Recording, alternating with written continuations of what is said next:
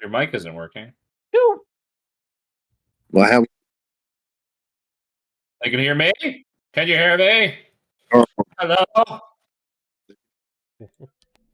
Why am I supposed to do the intro? I thought your mic isn't working. Pop's gonna do it. Let's see. Oh, there we go. Now my I want to steal his thunder.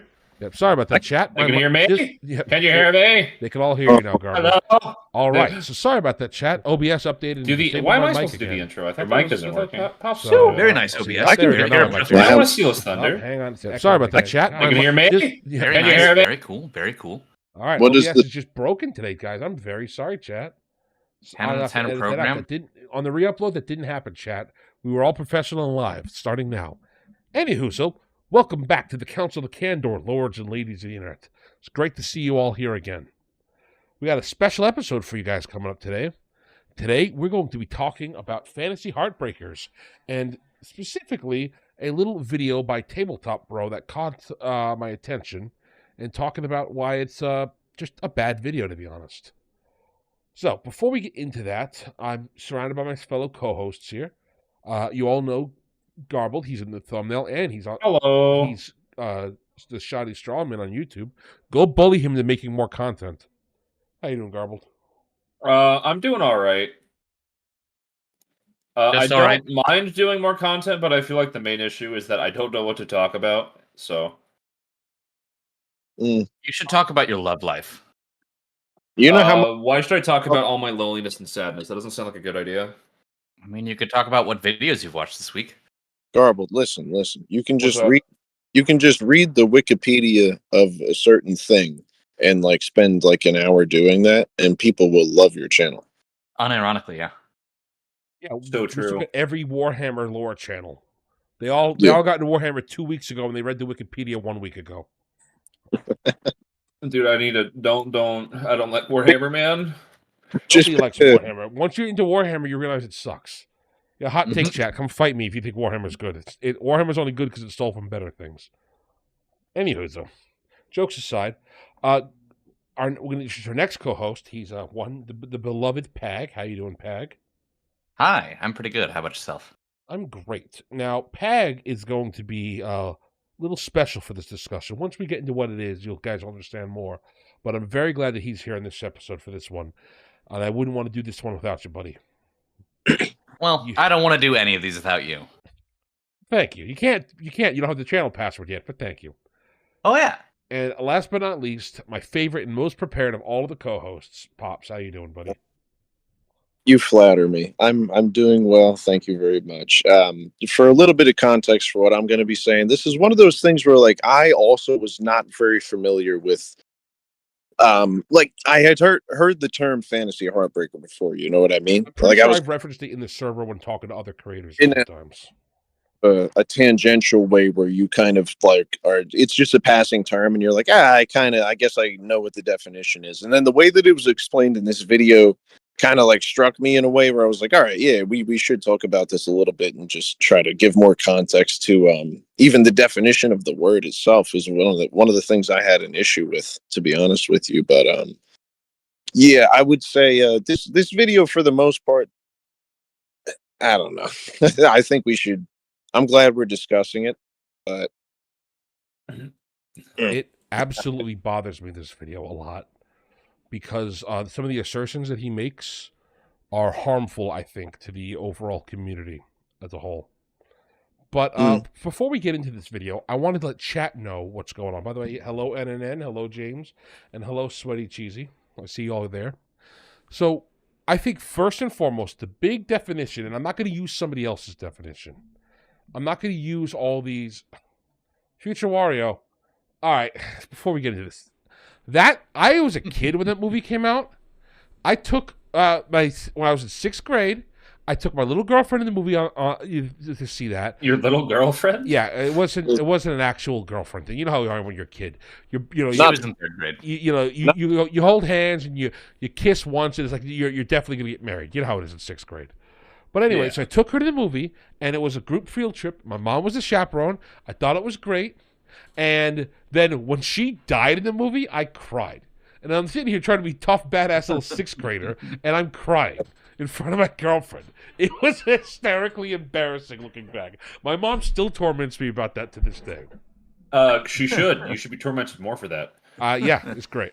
I don't mind sharing the embarrassing story because it was 6th grade me. I've grown since then. I only cry whenever girls, reject me now, which is every day. It's perfect. No. I only cry almost every day. No. Seriously though, I do remember that heartbreaking fantasy, Wario. I do. Thank you. But no, that is not what we're talking about.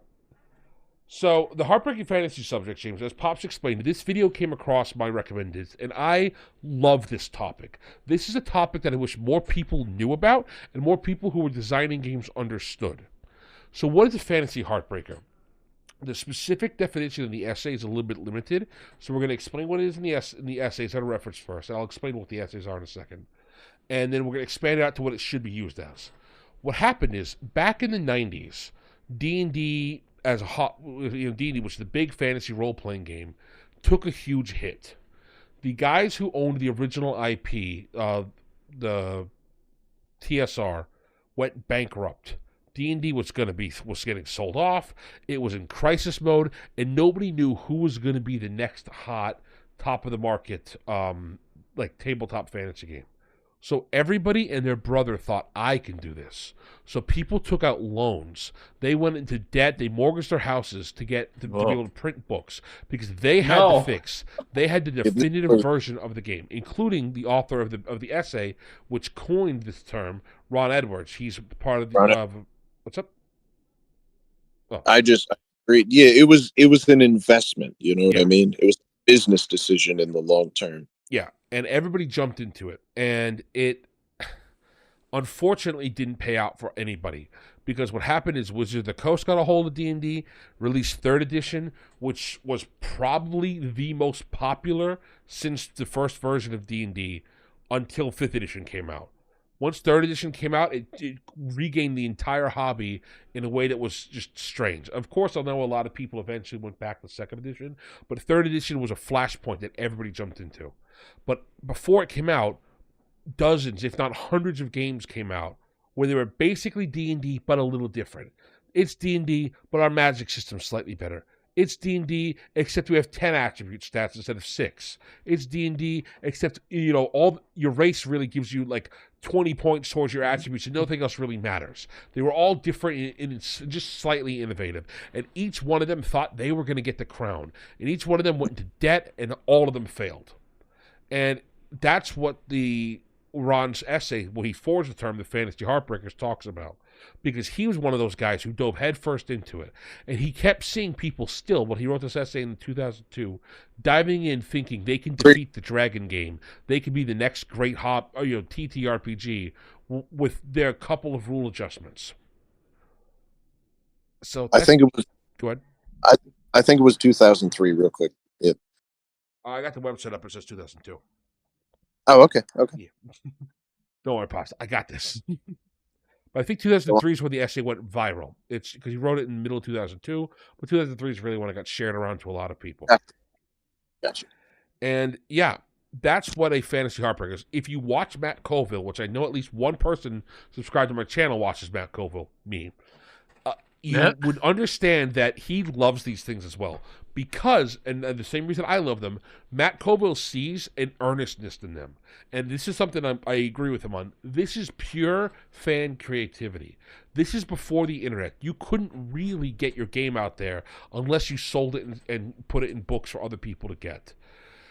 So when this article was written, that was the only way to get your game out there, was through these mediums. So you really had to choose. Was your medium going to be a home thing, or is your medium going to be out there for a couple people to see?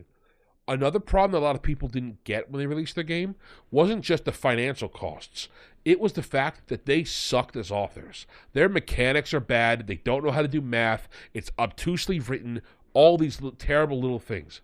If you've ever read a homebrew anything from D&D, or even if you don't play D&D, if you ever looked at a mod for a game like Skyrim, for example, and the creator writes it in the most archaic, weird way possible, and you're looking at it like, what does this mean, man? I just want to have new horse armor. That's what's going on here. All those games are written in this strange, archaic, I know better than you way, because that's how a game designer would be. Obviously, you're not going to design a game if you think it's worse than what's on the market. Yeah. And Nobody's going out there being like, I'm going to make a worse version of this. You know, also, Unless you're a YouTuber, at which point. I think it also hurt their efforts, though, that it was kind of like they're writing in kind of a way that you would think like a niche audience would be interested in. Yep. But it doesn't appeal to the mainstream to the extent that obviously they can overtake any real spot in the industry, you know? Yeah, so I think there was a lot of factors that kind of hurt their chances economically and also just in the attitude that people had and the perspective, which we're going to get into. You said the definition is about kind of also the intent behind why they're making the games. That's a big part of it, and especially in the modern day. The other thing that I want to clarify for people in chat who don't really understand the TTRPG industry, everybody who is in it thinks it's the most unique industry. It is not the most unique industry. It is a very basic to understand industry. However, the industry that people think it's like is when you look at something like Coca-Cola, that's not what D&D is. D&D is not for Coca-Cola people. It's not everybody's hobby. D&D is better compared to something like Linux, where the end user is an expert in the product. When you have that problem, when you have the end user as an expert in the product, you can't have half measures, because the guy at the end will be a better programmer than you. How many stories have you seen of guys who are into Linux just walking into a company, applying there, sitting at the desk, fixing 2 lines of code, and then quitting because it bothered them? Those are the type of autistic people, which I love, by the way, who are going to be the guys buying your game, especially if you're a third-party person like this. So you need to be on point, and you need to expect criticism, which a lot of these people were not ready for. There's a fundamental problem with a lot of people don't get. If you're selling a product, you are open to criticism immediately. Even if you're giving it out for free, you should expect some criticism from people, but especially if you're selling it. If you want me to pay money for it, you need to be ready for people to criticize your stuff. A lot of these guys weren't ready for that. A lot of these guys got horribly depressed. They took all the criticism personally, because people are dicks when they give criticism. There's a lot of mean people out there, and they took it to heart, which I feel bad for. But you got to know when you're designing a game or when you're putting stuff out there, people are going to push back against it. Yeah. Well, yeah, that's one of the issues of kind of just when you're trying to appeal to a certain audience that is very, very dedicated to those sorts of things. They're going to give you stuff that sounds in the way very just in the way that they say it, kind of intense, you know, like, hey, you're wrong, because it's like these people are experts on the subject matter to an extent. Yeah. You're wrong, and I hate you for being wrong. Yeah, like it's almost offensive to them because these are things that matter very much. I'm not sacred cows. These are important things. These are, things that we all hold dear to ourselves. We can't allow others to ruin it. You, the outsider coming in. And I think it's really important that people, when they're designing games, understand that. If you can't handle these things, then you can't charge for them. The other issue is, especially with modern, this is what the definition is for modern things. This to me is a lot like writing, a lot like painting, and a lot like any other creative hobby. The problem isn't in creation. The problem is, if you want to improve at the creation, you need to have other people see it. And if you charge for your creations, people expect a certain standards. Me and Dad were talking about this specific subject over lunch. And he brought up a good point. He said, hey, how many people were involved in the Inklings? And for those of you who don't know, the Inklings is a group of famous writers that Tolkien and C.S. Lewis were a part of. There's about 12 people who've ever been a part of it, with 8 core members. This was a writing group at Oxford University. You would expect, if this is the group that Tolkien and C.S. Lewis wrote with, these were their preferred writing partners that they'd exchange papers with, and these were the guys who beta read Lord of the Rings and stuff. These guys would all be high-quality writers. They all had writing groups where they shared books and stuff together, but only 4 of them ever got published. And it was not because of the lack of trying. Because once Tolkien and C.S. Lewis went big, all the rest of the Inklings were constantly pressured by people to publish stuff.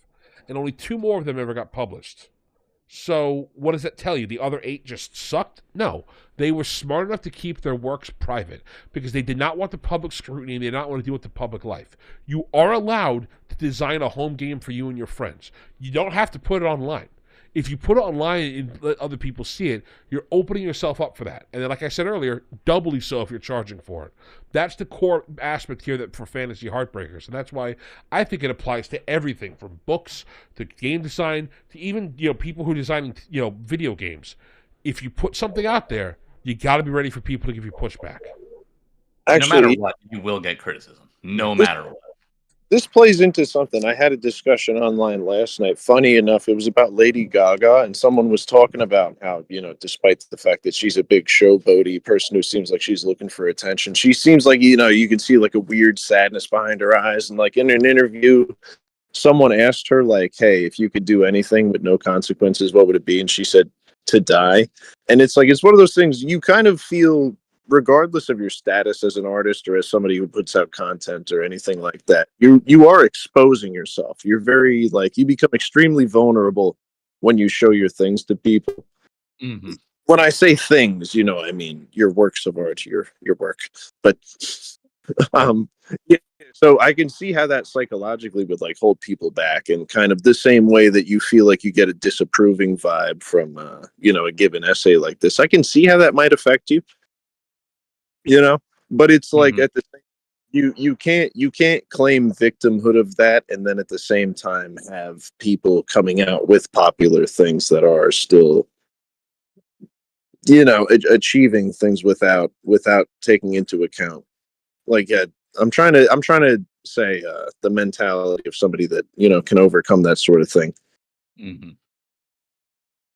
because that's what you have to do. You have to be able to put yourself out there and have a little bit of confidence in your work regardless. But I get it. At the same time, when you have a goal to overcome a certain status and be well known and everything, that's the point. That's why it's called a heartbreaker, because you were able to put yourself out there and you put all this work into it, and then let's say it doesn't succeed. That's when your heart gets broken. Yeah. I feel he just doesn't take that into context here. He kind of just skips over it in the way that he defines the term. But we haven't even started the video yet, right? No, we haven't. There's a lot. I have a lot to say, especially because Kid mentioned indie games, and it's not just specifically the fantasy genre where you have this heartbreaker sort of thing happen. And I'm not sure if I should wait until later to talk about the concept of market shares and stuff, but I'll wait till later. But I wanted to go more into yeah. People don't want to buy things that they already have or feel like they already are having well done enough. You never have somebody be like, you can get the Toyota. It's I don't know. It's okay, I guess. You never get that. It's always you got to get the new, latest, greatest Toyota. You want to know why? Because it's better. It'll make your life better. It'll make all the people in your life love you. It'll give you a bigger dick to please your wife. That sort of thing. It's never I got an okay product. Yeah, I mean, everyone wants to sell their thing as the next thing, so that's advertising. Also, do we still have the cursing limit, or am I not supposed to do that? Try not to we're curse. past the first 10 seconds, so you're probably all right. But yeah, we're probably fine. But we're just gonna try not to curse. And definitely don't drop any N-bombs. Yeah, none of you are Jay Longbone. Which, by the way, Jay Longbone, if somehow you're watching this, you're hysterical. I would love to have you on the show. Yeah. She's Bro, great. be simping. Oh my goodness. Also, bro, I would. Jay, she's hysterical, man. She's like a great person. But no, with that, I think chat. For those of you in the call, you should have a link to it in the special room that we had set up. I think we should watch this guy's video and go to the watch together.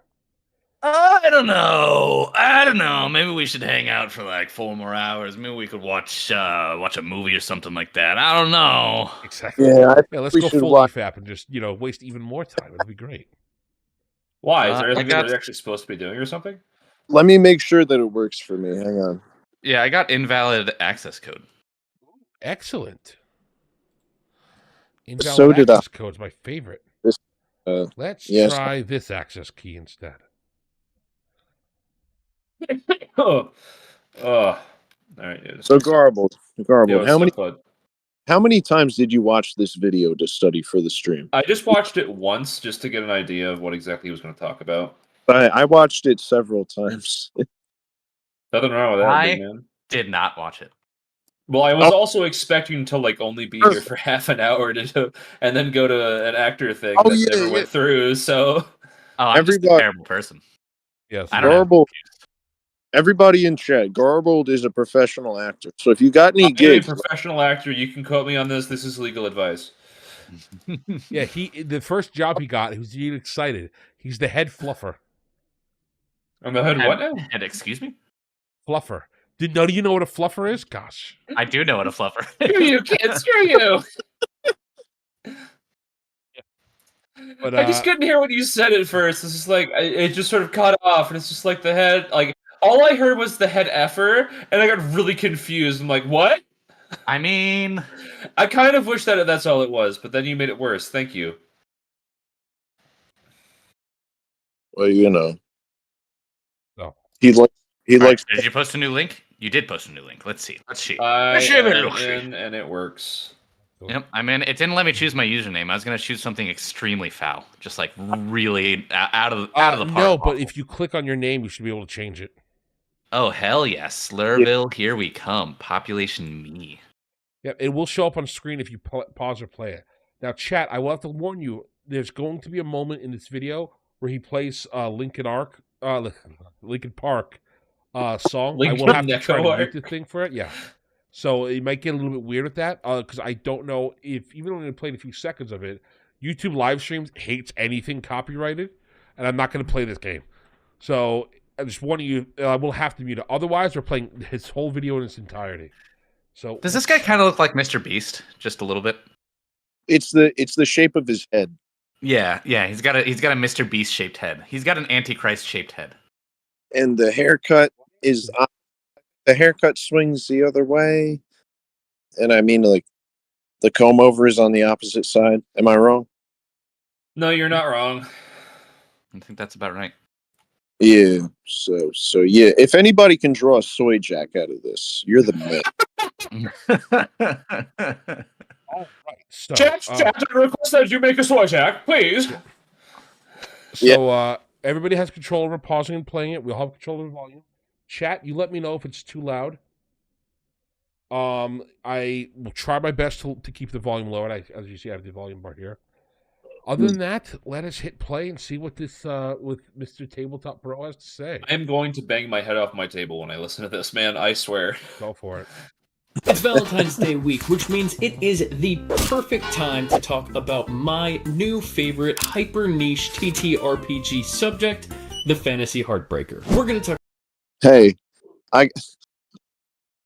when he zooms in on his face like that, this is one of those things I wanted to bring up. It's like, it's about the way that videos are made. If you can show your face like that and you zoom in on your face, he has moments in here where it's like he has like a musical note and then silence, or he zooms in on his face and it's like, uh-oh, he's about to drop a punchline.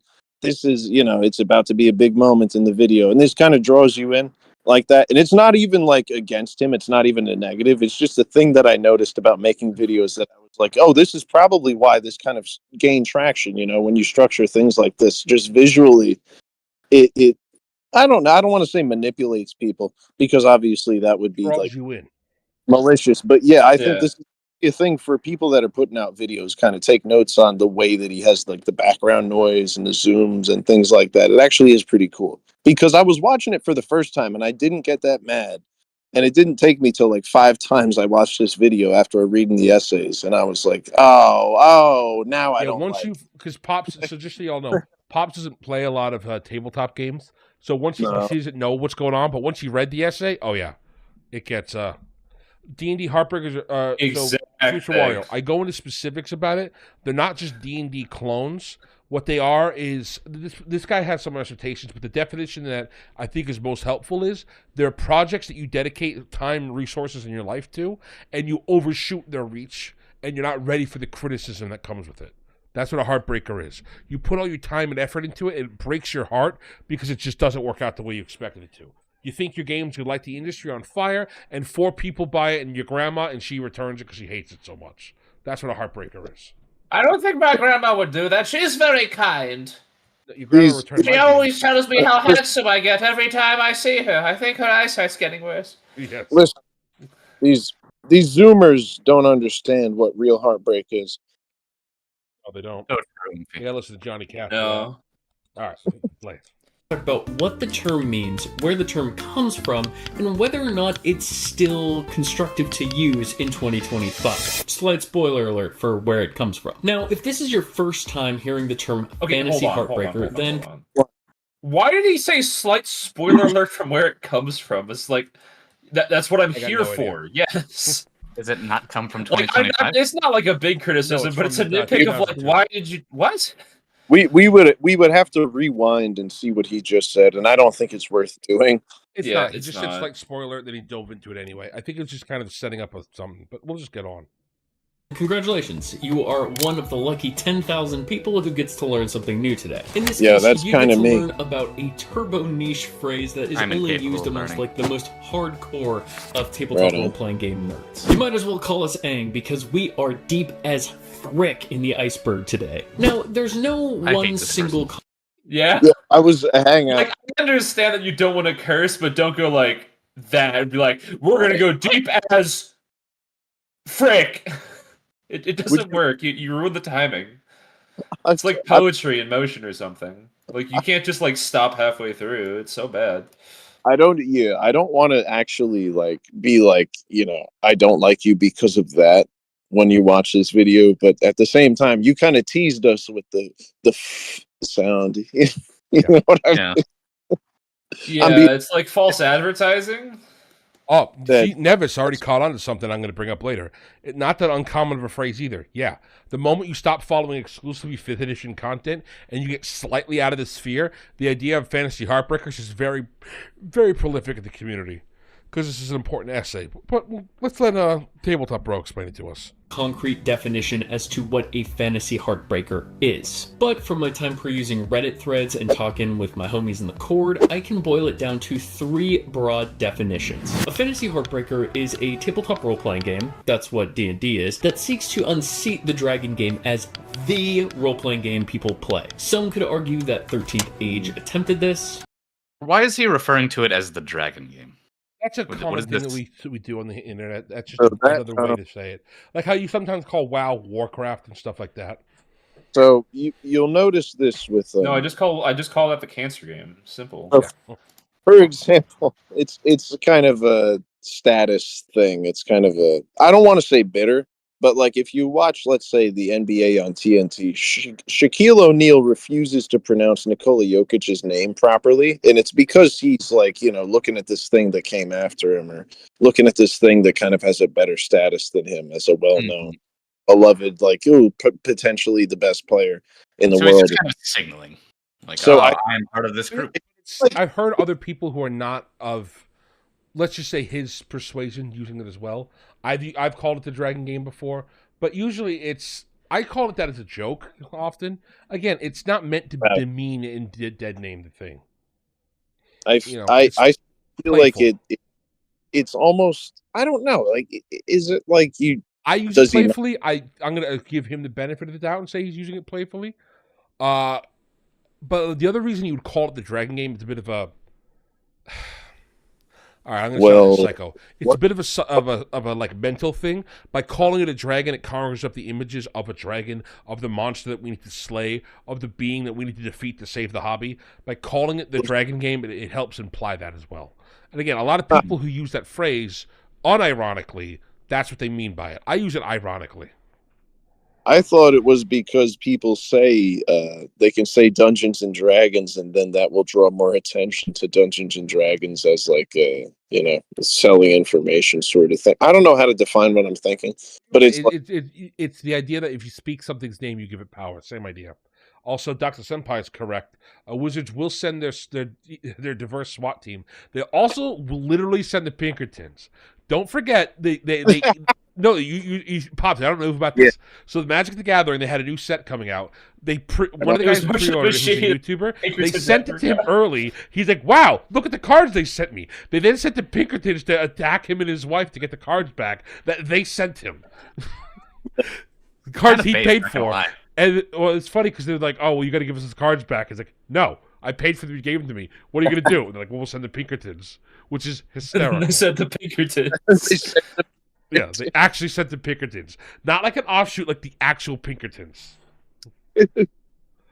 So Pinkerton. after they got done killing John Marston, they went and stole magic cards. But of course, what else are they gonna do? For the All right, let's go back to the video. By the way, video. 13th Age is a very interesting game. I will talk about it on the channel one day, I promise. Some could argue that Grimwild is currently attempting this, and some people could argue that Pathfinder succeeded at this. Why did they? I feel like this that's is the thing that Ravnica. bothers me about I his swear. definition.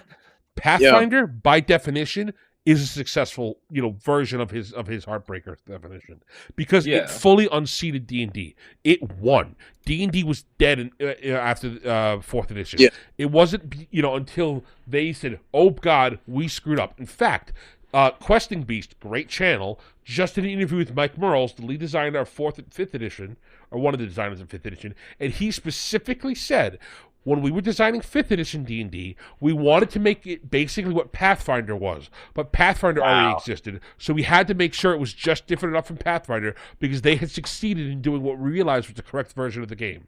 That is how much Pathfinder succeeded at doing what they wanted to do when they realized 4th edition screwed up. So that should just give you an idea. So by his own definition, this either cannot be a Heartbreaker because it succeeded, or was the only successful Heartbreaker. So I just wanted to bring that up. By the way, that interview is fantastic. You should watch it. It came out like today. And it's full of fascinating nuggets. Hang on. So Yes. How would you say there's what degree of difference is there then between Pathfinder and the Dragon game? Since that's the definition. The way I would put it, Pathfinder is, if there was a lawsuit, right? And if game mechanics were copyrightable, let's just say, Pathfinder would lose the lawsuit. Like, it's that close. Pathfinder only exists because the way it works is, how do I put this? Okay, so think about for people who don't know how these work. Imagine if Marvel's making movies, right? So Marvel's making all their movies. Then Marvel makes an announcement that says, guys, we're no longer going to use any of the original Avengers. And they just move on to their new Avengers stuff. And then another company comes along and says, well, if you're not going to use them, instead of calling the Avengers, we're going to call them the Revengers and just tell the same stories with Iron Man, Hulk, and all that. And then those movies do better than the new movies. Longer. Well, it's like Titanium Lad and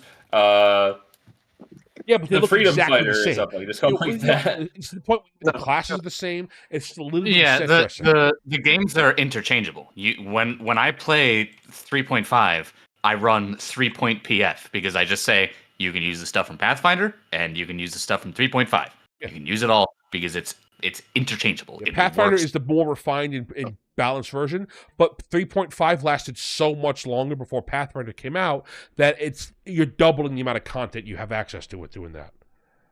And it's like, I think the difference is like percentiles. It's like one, instead of a +2, one gets a +1, which is 5% doesn't get to change the game. So like that's the level of differences we're talking about here. Mm-hmm. Yeah, so, it's almost not. Yeah, to the point where when Pathfinder 2 came out, they basically actually redesigned the entire game from the ground up. Pop's died. No. Oh, no. You back? You good? We lost Pop's there temporarily, boys and girls. It's okay. He'll be back in a second. Oh. Well, he's back, though, so that's fine. Excellent. Welcome back, Pops. So yeah, Pathfinder is, by definition, what everybody hopes to be. And that's the funniest thing. Pathfinder came out about a decade after they had the Avengers in Thor 3. Yeah, that's true. Pathfinder came out a decade after the Fantasy Heartbreakers essay, almost. So the whole "you can never defeat the dragon game," woe is me, no fan project will ever win, and then Pathfinder walks in and does it and nearly succeeds fully. Oh, what just happened on the screen? What was it? Oh, screen just had something happen. Anyway, all right. So we'll hit play in the video again. That Pathfinder succeeded at this. Or at least it did 15 years ago. Now, some folks define a Fantasy Heartbreaker as any tabletop role-playing game that's even remotely similar to D&D. I think this definition can be kind of stupid because, for example, Fellowship is a tabletop role-playing game that's vaguely D&D-ish, but it has zero preconceptions about overtaking the dragon game. It is designed to run one specific kind of campaign, and that's it. But maybe Fellowship isn't close enough to D&D to be considered a Fantasy Heartbreaker. I'm basically arguing. So my problem with his definition here is, it can't be a fantasy heartbreaker because Fellowship knows this market. Also, it's backed by a big enough IP. Also, like he said, they don't compete directly with D&D. They just are different enough games. But I also hate the term fantasy heartbreaker because I think the heartbreaker should be more broadly put into it. It's just fantasy heartbreaker is the easiest to codify because you're comparing it to D&D itself. Yeah. Myself at this point. The third definition comes from longtime character on this channel and internet friend of mine, Joseph Fat Crepes LeMay, who defines a... Yeah, that's my guy though. That's your guy? Yeah. That's the guy. That's your Fat guy. Crepes joined the Discord, and I'd love to talk to him. The amount of times he gets referenced as a source of information in this video makes me think he'd be a fantastic person to talk to, and even possibly have on the podcast one day. He seems very knowledgeable, and I would really enjoy to have him around. There you go. Got some hot takes. Hot takes boost with the fur. I can hit play. Let's roll. A fantasy heartbreaker or an RPG heartbreaker as any RPG that is similar to a larger, more successful RPG in the space. Which, whatever, man. I take that one with a grain of salt. That's actually the best That one- definition he gave so far. That's the problem. Because Yeah. the entire point of it was that it was supposed to supplant D&D. That's why they're fantasy heartbreakers. They're trying to supplant the big top game, but it's heartbreaking because they don't do anything afterwards. That's the problem. Is that, oh my god, it's going to be so great. It's going to be so great. I'm going to have the best game ever. And then your heart's broken because it doesn't do anything. It doesn't go anywhere. Well, hang on. Well, let me say this because that's what kind of bothered me about this part of the video is that you don't get the context as somebody who is not too familiar with the term or not too familiar with, the whole history of the system and the game and everything. The hobby is like basically you hear this term and you're like, all right, what does it mean? And he spends a minute saying these definitions that he says that it means, and then you don't get the context of also that it breaks people's hearts because it was expected to do this thing and it just didn't perform to the level that it wanted. And you don't get this out of that video. As somebody who was not too familiar, I watched that and I was like, I don't understand what this is. You just said that it's a game that's similar to another game. Like what's the big deal about it? Like, why do we need to talk about it? I didn't get that out of this video. That was my biggest probably issue as a newbie. You know what you get what I'm saying? I completely get what you're saying. So I do want to quickly shout out Nevis real quick. Nevis, I really appreciate the comment that you said about Pathfinder was only successful because WotC failed. That is technically true, but the difference is Pathfinder overtook 4th edition. Especially at the end there, Pathfinder was dominating 4th edition. 4th edition which originally had 70% of the market share, was down to under 30. Pathfinder had 40% of the market share. That's the highest anybody's ever gotten since AD&D released, with the exception of the time that World of Darkness almost overtook D&D again in the 90s when we have this whole nightmare problem with everybody trying to upsheet D&D because of the bankruptcies they went through. There's only been twice it's ever happened. It was World of Darkness and Pathfinder. And never since then has Wizards or the Dragon game not been at the top. And if Pathfinder wasn't so good at what it did, it wouldn't have kept growing, whereas 4th edition kept shrinking. So in absolute numbers, yes, it ended up winning in the long run. So you've got to remember that when you're looking at it. I know because people try to cope and say, well, Pathfinder really wasn't a success. It absolutely was. That's why when they made Pathfinder 2, it was astounding to me that they redid the system. And what happened? They cut their market share in half in between Pathfinder 1 and 2. And eventually they just drip-fed enough. Right now, you could argue the only reason Pathfinder 2 is successful is because WotC screwed up so hard. WotC is Wizards of the Coast, for those of you who don't know. Yeah, sorry. They're the guys who own D&D. That's the only reason, because WotC screwed up so bad with the OGL scandal, which I made a video about if you need to go watch that. Basically, for those of you who don't know, they told the hobby and anybody who did it that you can make games for free based on their game. And then randomly, like, by the way, no, we lied, we're charging for that, and we're kill your family and your dog if you don't pay us. Didn't go over too well, obviously. They said like, oh yeah, you can base it off of this thing, and then they're like, What? Not like that. Hang on. Yeah, like 30 years after they made it like that. It was set in stone more than some democracies in Africa, and they tried to still undo it. I wonder how that's going for them. I wonder if according to WotC Mike is doing Morales, really the well interview he these days. did today with, again, Ben Riggs, it has made it so D&D has completely lost its head share. Because what happened is the current version of D&D 5.5, the player's book sold incredibly well at first. But then the moment everybody got their hands on it, nobody jumped back in. It is doing poorly. It's down so much that on Hasbro's line items, D&D itself has got a negative percentage mark. Not WotC, D&D. You know how much money you have to lose for when you look at Hasbro's hedge reports for that item to be there? It is incredibly bad for them right now. Yeah. Because what happened is, again, I was called an idiot. You can go to my comment section. People tell me this doesn't matter. But what happens is, again, D&D is run by experts. They're all expert users of the product, especially dungeon masters. You require a dungeon master to play the game. Those are your hyper expert users. Those are your guys who run the office's tech stuff. If you piss them off, guess what? They're not going to buy your product anymore. And if they don't buy your product, all the people who play their product or who like run with them, they're just going to do whatever the DM wants because they're held to his whims or her whims. Guys, you screwed them up and you made them mad. And now you've got a point where this is the most fractured the hobby has been, I think, ever, which is really interesting. But, well, that's... There's also issues with Magic, but that's a conversation for another day. But Magic itself is... like, the problems with Magic are within Magic. It's not fracturing itself into other things. Yeah, it was more just to reinforce that WotC is going through a really tough time, and a lot of it is because of mismanagement.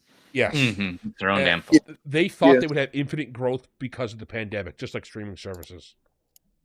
And now they're... That's not how it works. Yeah. That's not how any of this works. You always have a limit to growth. You never just have it go infinite. Yeah. Are you sure? Doesn't line go up, though? I know line go up, but at the same time... Arrow go up. Keep going up. Line do go up though. I'm not Let's sure. just flip the chart over. Now line go up again. No. All right, let's hit play.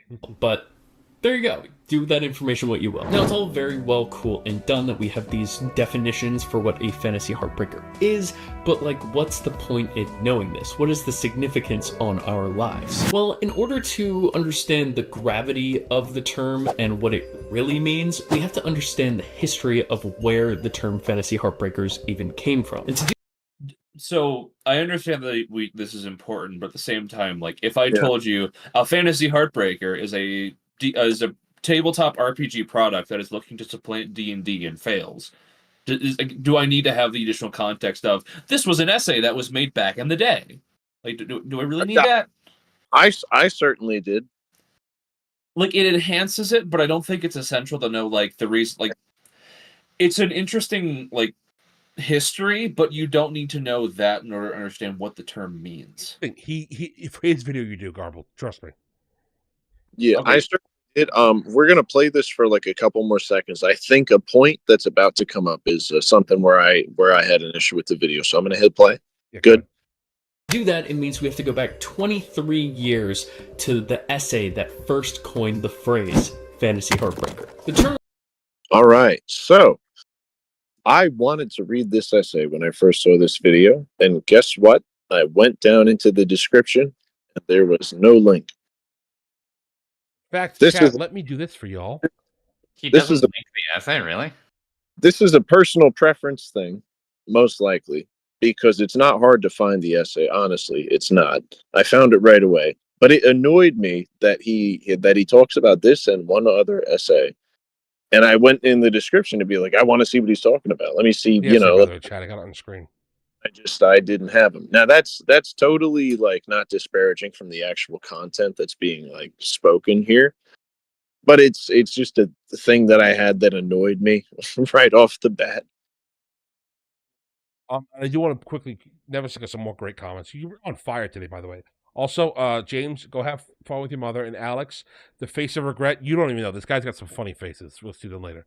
So, very much because of mismanagement, they had a perfect setup to capture a market and break into a more mainstream gamer audience and roll like 10 nat ones in a row. Yeah. The amount of screw ups, I fully believe that in 20 years from now, when people are studying marketing, they're going to look back at the way D&D handled the OGL controversy as like a textbook what not to do example. For real. Yeah, I mean, I can't even. It has to be like Disney with the new movies, the new Star Wars movies, for shooting themselves in the foot. Again, Merle's the interview he did today, which was, I know I keep citing it. I know most of you haven't had the chance to see it, but holy crap! Even he talks about that in the thing. He says, "Hey, when this happened, he's like, there were several controversies that we went through while I was there with them." He said one of the controversies was during Spelljammer when we all got called racist for the monkeys. By the way, they were not racist. Anybody who said that probably should go, touch grass. Just because you have a group of drunk monkeys who were former slaves that now fly around the galaxy does not mean they're black people. If you hear that sentence and you think of black people, you're the racist. I thought it was, the monkey from Pirates of the Caribbean, the one that they had on the ship who was kind of funny, the one that all the character models were based on. Because that came out after Pirates of the Caribbean? What do I know, though? I clearly am the racist. Spelljammer's that recent? I thought Spelljammer was 80s. It is, but that race was added to Spelljammer recently. More recently, I should say. Wait. Yes? So they could they fly? They had spaceships they could steal. Oh, never mind. I was going to say it might be a reference to the Wizard of Oz, but... No, it's specifically a reference to Pirates of the Caribbean stuff. One of the designers made it as a comment. That's a capuchin monkey. Yeah, they look exactly like that too. Like, did you say capuchin? But that's actually black people because they were enslaved and they're drunk. I'm like, why would you say that? Like, it bothers me. But anyway, he said that controversy that hit, which theoretically should have actually tanked Wizards, they came out and said, "Look, guys, we're sorry. We didn't know about this. We fixed it." I thought it was cuck behavior for them to fix it, but then the OGL came out, and then they were like, "Oh, well, shut up. You actually want us to take back the OGL. You people don't understand." So think about that. They immediately gave up on just ceded territory to anybody calling them racist. Like, yeah, you're right. We were actually racist. But this is the thing that they fought and died for. This was the ground that they wanted to hold on to.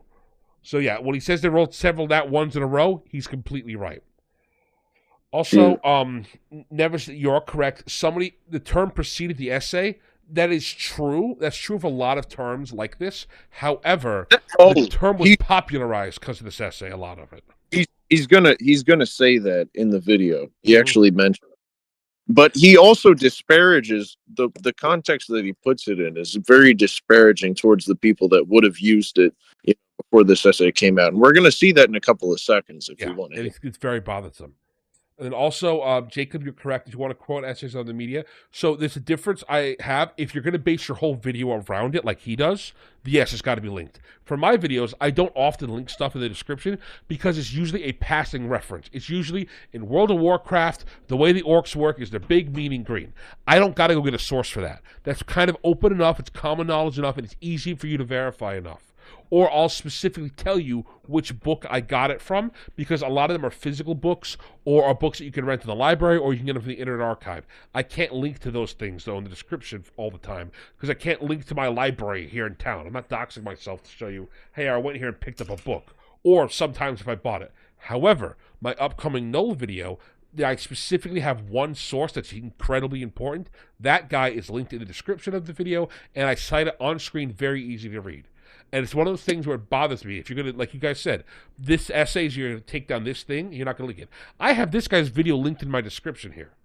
So, it's not hard to do. It takes seconds. Especially because I know he shows this page.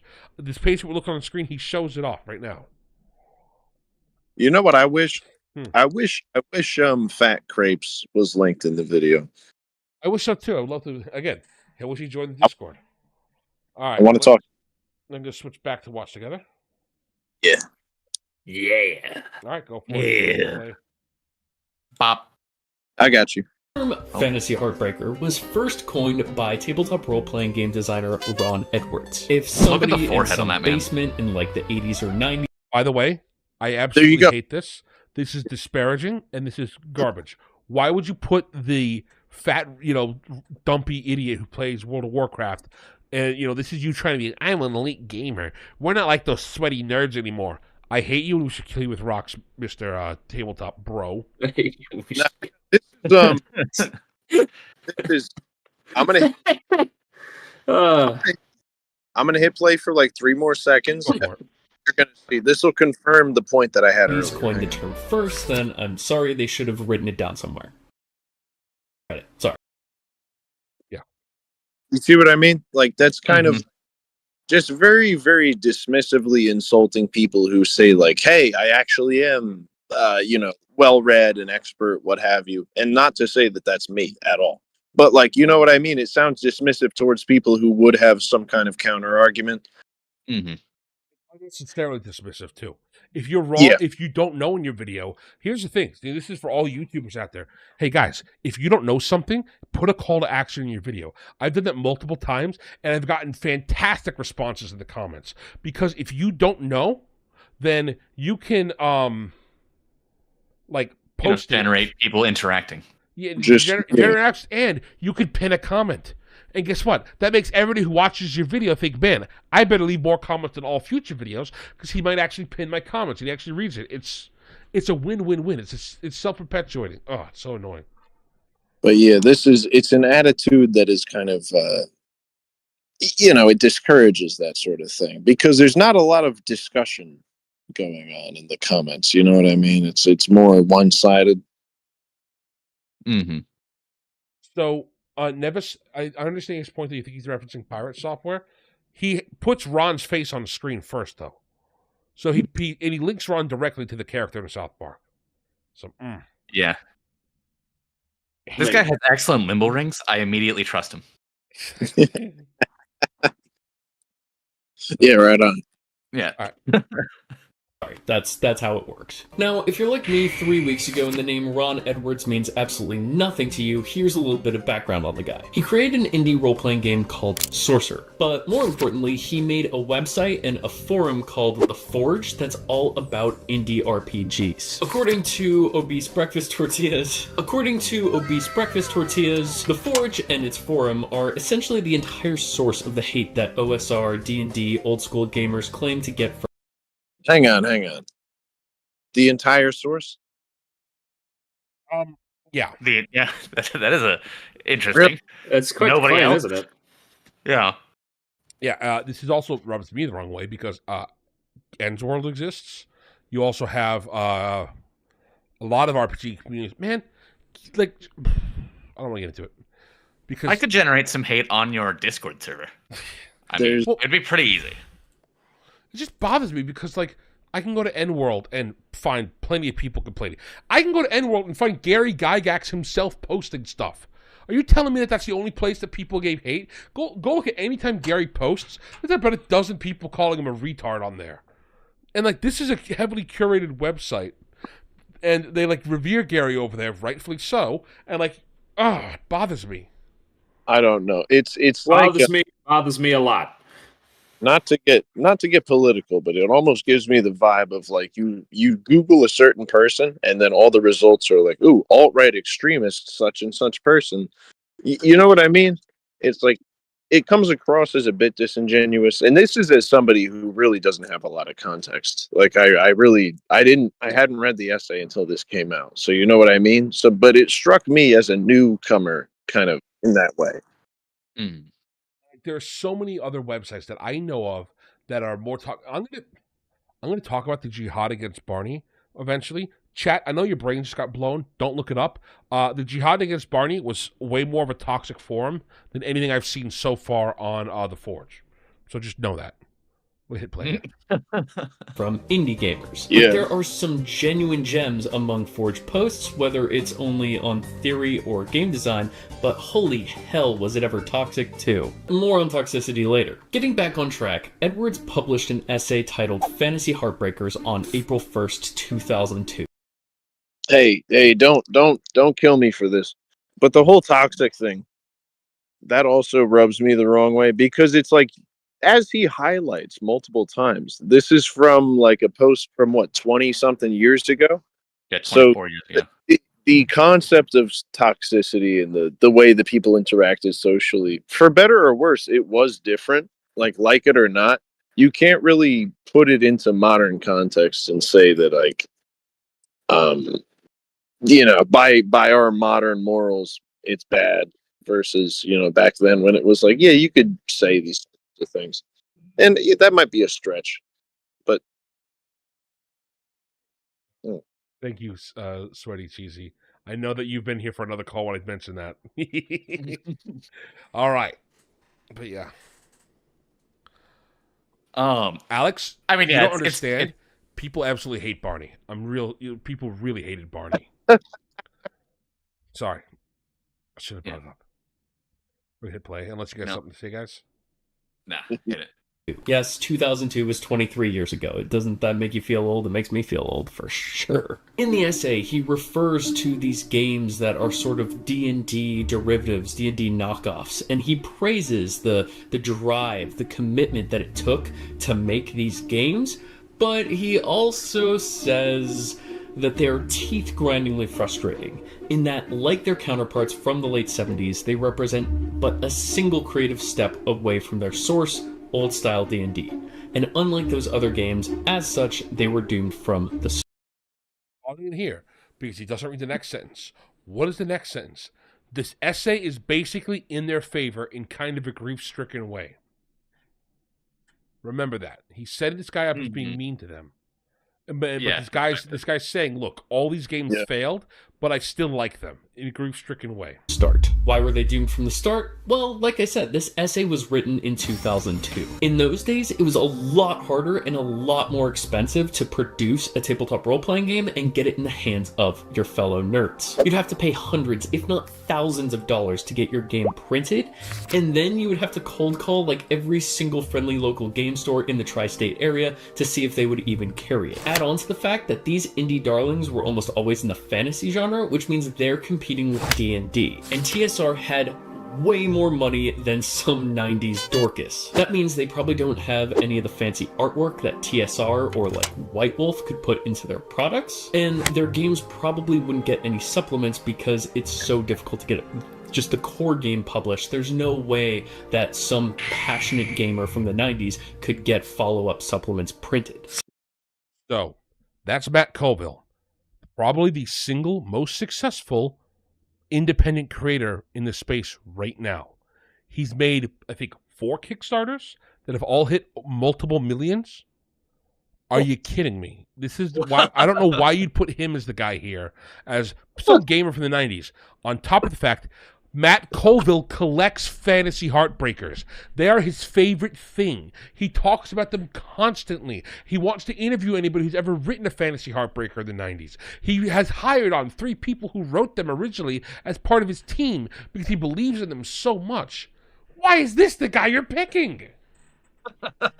Are you stupid, Mr. Tabletop Bro? What are you doing? I think there's also some amount to say in relation to like they're only one step forward, and I think that's what I wanted to get at with when I said market share earlier, where the entire point is people don't buy products if they feel like they don't need it. Like, why do you think that there's a lot of decline in like the new Call of Duty? Because it's the exact same as last year's Call of Duty. We don't need to buy another one. Why? Because there's not going to be anything new or interesting or exciting about it. So why not just stick with what we already have? Well, and another thing is, if he's trying to say, well, Colville can do this and other people can't do this, well, why? Why is Colville suddenly able to succeed? Is it because the market is different? And maybe if the market's different, maybe the essay would be written differently now. Wow. Yeah. It's almost like this is written in the 2000s. So it makes it pretty unattractive for a friendly local game store owner. Now, Edwards wasn't being a complete hater in his essay. I mean, he did say nearly all of the listed games have one great idea buried in them somewhere. That's why they break my heart, because the nuggets are so buried and bemired within all the painful material. But on the other hand, he did say each of these games is clearly written by a GM who would very much like all the players to simply shut up and play their characters without interfering with what's really happening. They are social contract time bombs, which the more things change, the more they stay the same. Am I right? Okay, so you're not actually criticizing like the point of like, hey, maybe the reason why all of these games keep on failing is that instead of like people don't playtest them or design them around the fact that players are going to be very flexible and they don't try to be consistent as well. And he's just like, oh man, he's just a hater. He hates everything, doesn't he? He's like, you don't really get it, do you? I like this face he's making. Very constipated looking. Excellent pause. If you wanted to make that into the thumbnail, I think that might be a good one. Put his face on the TV. Another Maybe. issue is when he takes apart this essay, the specific part he's going for is part 1 arg, which if you've read the essay you understand. He specifically says like a lot of these tabletop games, what they get wrong, and he cites several of them in arg, he says, hey, they fail because they remove all the aspects of the role playing and they just boil down to mechanics, which is just like, let's go kill things, and fight. That's the point that he's making in the video, in the essay. Ron, is that the flaw with these games is they do a really good job at the mechanics, but they drop the ball on all the role playing things. That's why he made that line of these are social contract time bombs, because if you have a guy who wants to role play in your game, the game can't handle it. It can only handle you killing monsters and getting loot. The minute you talk to a monster, the game collapses. So he's not insulting people who design it. I'm sorry. He's insulting. He's saying, hey, guys, when you design this game, you did so good over here, you completely screwed up this aspect. I see. So he's really like misframing this. Yes. Yeah. As you do. As you do. No, I think despite this sort of asshole-ish prose, Edwards wasn't... Yeah, hang on. Who thought he was an asshole? Who actually read the essay and thought he was an asshole about it? Because I thought he was very courteous, even to the people whose games he called Heartbreakers. I thought he was incredibly nice. I thought it was going to be way more hostile, considering it's from the 2000s, and I know that the reputation that people had back then with game design and how elitist. And you think people are mean on the internet these days? Back then, you not only told the person to KYS, but you mailed them the means to do so, and that was just normal parlance back then. Simply Tuesday. Oh, great heavens! I seem to have gotten another pipe bomb in my mailbox. Please send this to my secretary. She's doing an awful job of scheduling my meetings. Exactly. Well, that's one thing. That's one thing. But my point was more of in the context of the essay's not written mean. I agree with you, Pops. Yeah, just the intent behind the essay, because as we'll get to, hopefully, I want to mention it because I read it. Like he's not against these games being made. He doesn't disparage them in terms of quality. He disparages them in terms of like intent versus like differentiation from the original. Yeah, they're not different enough, and the question that you always ask. This is a marketing question, and this is something that I know I cite him all the time, but he's very helpful with this. Brandon Sanderson brings up in his writing classes. Who is this for? What are you writing this for? Is this for you? Then do whatever you want. If you want to sell it, how are you selling it? Yeah. Figure out your target audience. Yeah. Mm-hmm. Oh, for sure, yeah. To be a dickhead when he wrote this essay, I think he really was coming from a place of concern for his fellow nerd. Like I said, in the 90s and early 2000s, it was very expensive to make a tabletop role-playing game, so he probably had genuine concern that these passionate nerds would blow their life savings on a project that was doomed to fail financially. Like, I totally get that. He was being kind of an asshole about it, but I do think his intentions were pure. And I don't think he's shitting on all indie RPGs. I mean, he is an indie RPG designer. By the way, one of the games that he cites in the video, in the essay, as being a terrible failure is his own game. Like I said, Ron is very clearly using this as a moment to say, guys, I got through grief. Here's how you avoid the steps that I took to grief. Mm-hmm. So, yeah. Also, isn't Sorcerer just kind of a generic name?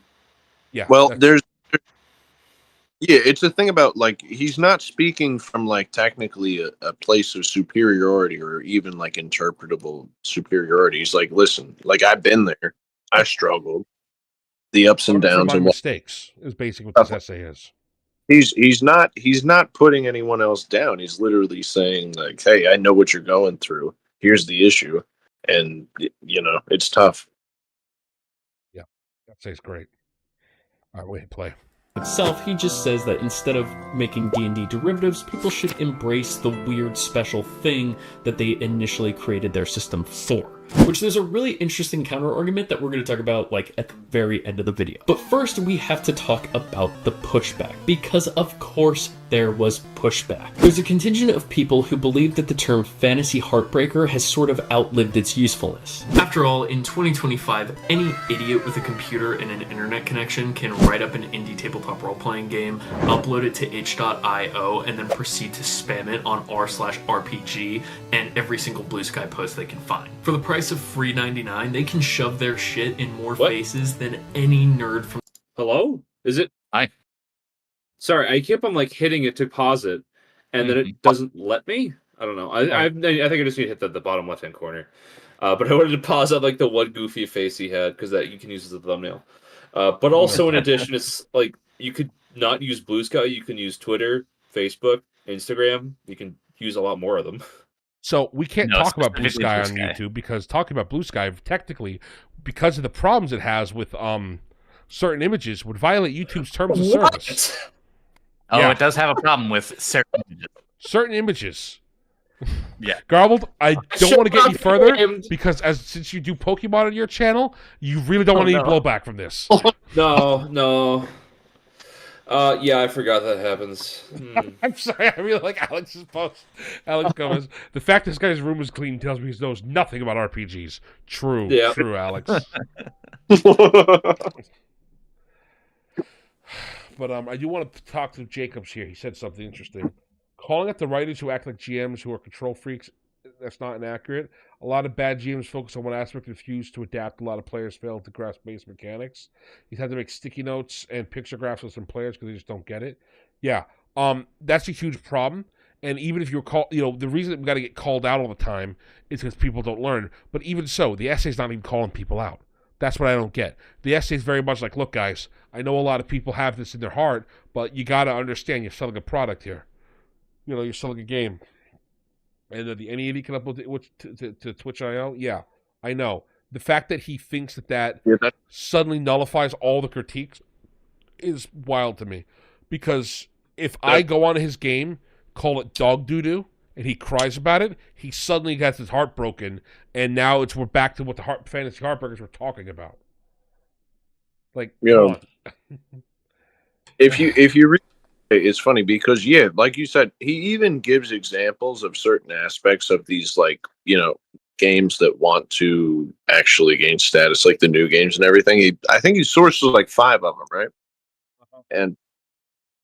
And he mentions, he just says the things that are overly similar and why this is an issue in terms of very objective terms, like marketing. At no point does he say that it's bad. He just says that it is essentially barely any different than the source material. And why would you want to play something different if it's only that much different? There's a point. Yeah, nobody replaces anything unless it's a substantial improvement. And like it or not, learning a new system is an investment. I mean, for some people, it's a lot more of an investment than others, but it's still an investment. So, yeah, I can totally see that. That's a very reasonable criticism. And this doesn't mean that your game or potential designers out there couldn't be good. How many thousands of indie games do I play on Steam that are better than anything AAA makes? But then, how many dog shit indie games are there that just suck? Well, the main problem, I think, is that they don't try to, do anything new with any concepts, and they just sort of, phone in of, but I could make money off of this. Weird that you say that. I wonder if there's a term for that what happened in the 90s when people changed a small aspect of a game and tried to cash in on it without having an understanding of the market. If only we had a term for that. How strange. Anyway, that's back to the unrelated video. Nerd from the 90s could have ever... Is your heart, so what's the point of the term now? On making money? I do love money. Is your heart set on making money? Because you might have your heart fantasy broken, TM. Exactly. Wow, he said the thing.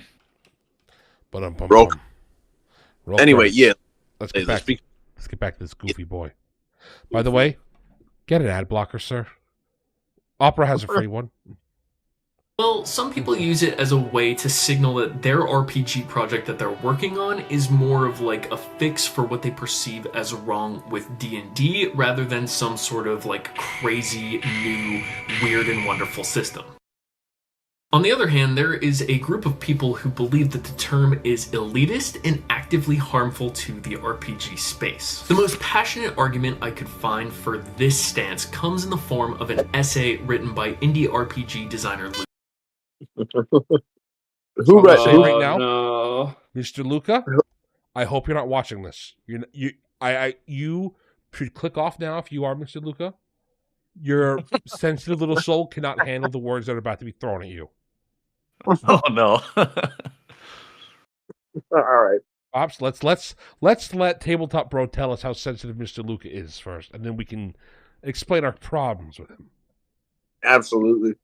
Luka Rejic. I know, I had never heard of him before this either. In the essay, Rejic argues that the term fantasy heartbreaker is one of the most destructive and negative things he's ever read in his career as an artist, writer, and game designer. He says that Edwards basically describes any fantasy heartbreaker wait. system as That's the most destructive thing he's read? Ag, we're not even there. Really? Just Dude, Pag, get it. I write more negative things than that and like every day. In your toilet bowl. I know. Oh, I know. Yeah. Just wait. We're not even there. Yeah, As no, dog shit. just give it a Those are sec, my Peg. Ag, you're not ready. Just wait. words. And he asks why any reasonable person would ever want to play a game that's designated as a fantasy heartbreaker after reading Edwards' essay, which basically says that they're all dog shit. Rejic then goes on to say, Oh my god. I What a dishonest fuck. Come on. Oh, That's- it gets better. It gets better. Don't you worry. I wasn't even going to say nothing. I just wanted to highlight that specific moment. But yeah. I was doing everything wrong. The games I liked, D&D and its variants, they were bad. Wrong, not fun. Well, the author used fancy words, except for sucky, but they expressed the same thing. This right here is the single most disingenuous thing in this video, and it's not the video guy's fault. It's the essay guy's fault. Mr. Luca, we're going to get into it later, but when you said sucky here, it's at the end of the essay. He means it as a joke at the end of the essay. He's insulting people who are insulting fantasy heartbreakers. The last line of the essay where the word sucky is used, I'm going to read it to you all verbatim because me and Pops talked about this. These are indie role-playing games. Their authors are part of the Forge community in all the ways that matters. They design their games for the enjoyment of actual play, and they publish them to the hopes of reaching like-minded practitioners. It's not fair to dismiss these games as, quote, sucky, quote. They deserve better than that, and no one is going to give them fair play and critical attention unless we do it. Sure, I expect a ton of grown moments and some permutation of an initiative system that's bothersome or some overwhelming and unnecessary assumption. It interferes with its play. However, those are the nuggets of innovation. On the other hand, it might penetrate our minds via play in a way that prompts further insight. Let's play them. You disingenuous prick, Luca. Wow. We're not even done with this jerk. But this right here, as I'm going through the essays, it's very clear that Mr. Tabletop Bro read Luca's essay first and then went back to Ron's essay. It was swayed by Luca's. Yeah, this Luca the Lithuanian, by the way. But how could you be? I don't understand how you could be swayed by this if you've read the essay. The very last line of the essay. It's so much in the favors of like fantasy heartbreakers that he says they're gonna suck, but we should play them anywhere because there's gold in those hills. And he uses "suck" in a quotation mark, and he quotes the essay and says, "Look, he said they suck here," as if it's real. I hope English ain't your first language. You just missed that level of sarcasm, buddy. No, yeah, that was my issue is that the fact that like he's putting the word sucky, it's literally SUCKY, into the context of this guy doesn't even write well. This is a goofy ass word. And it's like, no, if you read the original essay, the word sucky is in quotes because he's, almost making fun of the type of people that disparage the types of people that he was supporting, saying like, hey, let's not, tell everyone that they suck. Yeah, I mean, this is just like directly malicious twisting. So there's just nothing else to it. It's just it's outright. He's just taking that the guy used to describe somebody else, and then say because he used that word that is a disparagement. I keep saying disparagement, but it's a thing that makes him look like he's goofy. Yeah. Versus, he's making fun of it because Luca's got more gems coming up too. Yeah. It ultimately is silly enough that you would use the word "quote unquote" sucky to kind of talk about your what's the word for taking away from transgressors? Transgressors works, or critics, or critique. I guess critics is a better word. But so remember, the line specifically is, "It is not fair to dismiss the games as sucky." That is the direct context. He just twists that to be the exact opposite of what he's saying in the sentence. They deserve better than that. There's that too, yeah. It's not sucky. They deserve better than that. It's just diabolical. Like, why even do this? Does this person just have a hatred for this Ron Edwards fellow? Wait till Luca. Luca definitely has a hatred. Wait till you see why. Bridget said that because of the Fantasy Heartbreakers essay, he didn't want to make any RPG content for years because he liked fantasy. That was his thing, and he was inspired by D&D. That was his thing. But guys, please! I was told once that I should stop making my games, so therefore I'm going to stop making my games. That's it, Pag. He read this essay when he was young. He said, "Oh man, my game sucks. I'm a heartbreaker. I hate this man for ruining my life." Dude, he previously had not considered the possibility of failure, which I envy. I do envy that. But so I want to take Tabletop Bro's face off screen and scroll back a little bit because he doesn't deserve this criticism. I want to make sure Luca's essay's on the screen when we're criticizing, because Luca, I don't like you. You are a terrible person. You took everything that was taken out of context. Any worthwhile points that you would have had, any worthwhile criticisms that you would have had of this topic are thrown out. I have no idea why you had to so blatantly and obviously misrepresent the essay and then go on to say that the essay is hurting things to the point where, I know Tabletop Bro is going to get into it, he says this is akin to a slur. He thinks this is the N-word of the D&D industry. Hey! It does have a hard R. That's true. That's true. Heartbreaker. You can say heartbreaker. Listen, when I read that essay, now listen, this is me specifically, Pops. Like, you can try and dox me and hunt me down for saying this, Luca. But listen, I will. When I read that little essay by you, and I read 6 and 7 years, you gave up writing anything related to fantasy and you gave up your aspirations for a time. I just want to say on record, I don't believe you. Yeah. Well, also, if you are so weak enough that somebody says that you probably might not succeed and then you instantly give up for 5 years, you weren't writing that thing anyway, man. Yeah, you were never going to tell me that I was so hopeful and I had so many plans for the future, and then one guy said, "No, you're probably not going to make it work," and then I was just gone. I want to go further into Luca. Luca's his essay, let's just say it's like 20 pages long. It's an internet thing. It's a lot of scrolling. It's not. He then has 25 pages worth of him replying to comments that he put in the essay, just to make sure you knew. Because I want to read to you some of these things. Some people pointed out that I misunderstood the original essay or its author's intent. I did not. I came to the text in a different time and place, with a different experience. I understood it differently, sometimes vastly differently from the way Ron Edwards originally intended. Other readers may have different understandings and may disagree. That is okay. We don't have complete agreement. If you wanted to dive into literary theory, I recommend Roland Barthes' essay, The Death of an Author. Or at least read what you can on TV tropes about it. You smug prick. I want to... Yeah, this guy... rocks. He did not understand what he was reading at all. He had zero reading comprehension except for the word heartbreaker. And he's like, "Oh, well, just because I didn't understand what you're saying doesn't mean that you had a point." Like, what the fuck is this? It's not even that, because I believe he mentioned, is it Slovenian early in the essay? He says he's Lithuanian. Are you sure? I think he's... I thought it said Slovenia. Let's find out. So, yeah. Yeah, it is Slovenian. You're right. My bad. Oh, God, even worse. I was going to say, I like Lithuanians. Yeah. Oh, yeah. We got a Slovenian. Lithuanian guy in the neighborhood that buys goose eggs. God bless him. I love that guy. But anyway, listen. So he says Slovenian, and he also mentions that he spent a significant amount of time translating English into Slovenian so that he could play these games with his friends. So I don't think the context of the word was something that he wouldn't understand. By the Because way, he I do want to quickly insult him specifically. Pops, give me a second. It's John Slovenian. yeah, If you ever go to r/Balkans, or if you ever look at any memes from the Balkans, Slovenians are always the femboys. I wonder why. You're doing a great job convincing me otherwise, Luca. Great job. wow.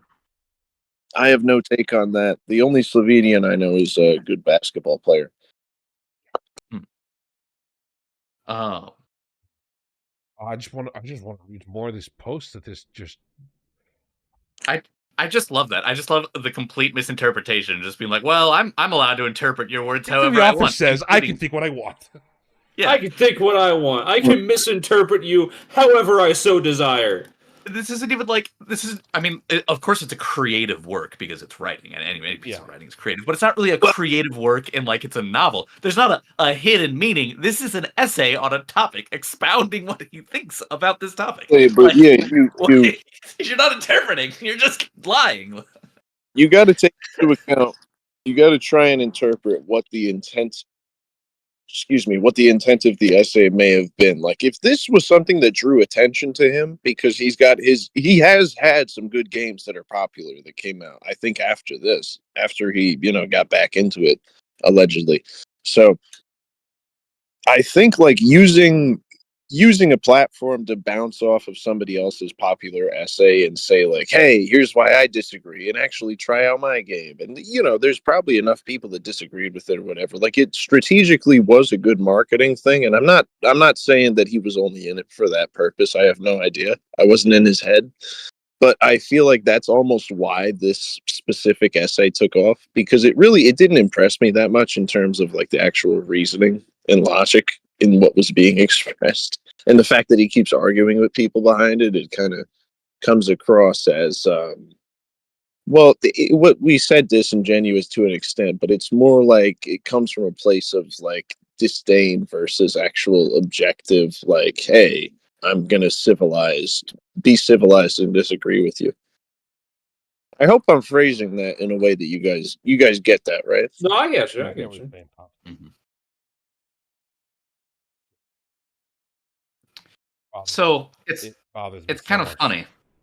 The like last line in this dude's essay, right, is I think that phrase should die in a fire and make more games. Any will do. Some will be excellent. So he concludes his essay essentially with a paraphrasing of how Ron Edwards concludes his essay. It's like, I disagree with this guy strenuously, and my opinion is exactly the same as his. Like this, I don't know. I think this person's kind of a bit of an idiot. Can we pull up the last line or not? Is that? I can put it on screen. Yeah, give me a sec. Give me a sec, because I was gonna say the dollar is worth a lot more in Slovenia.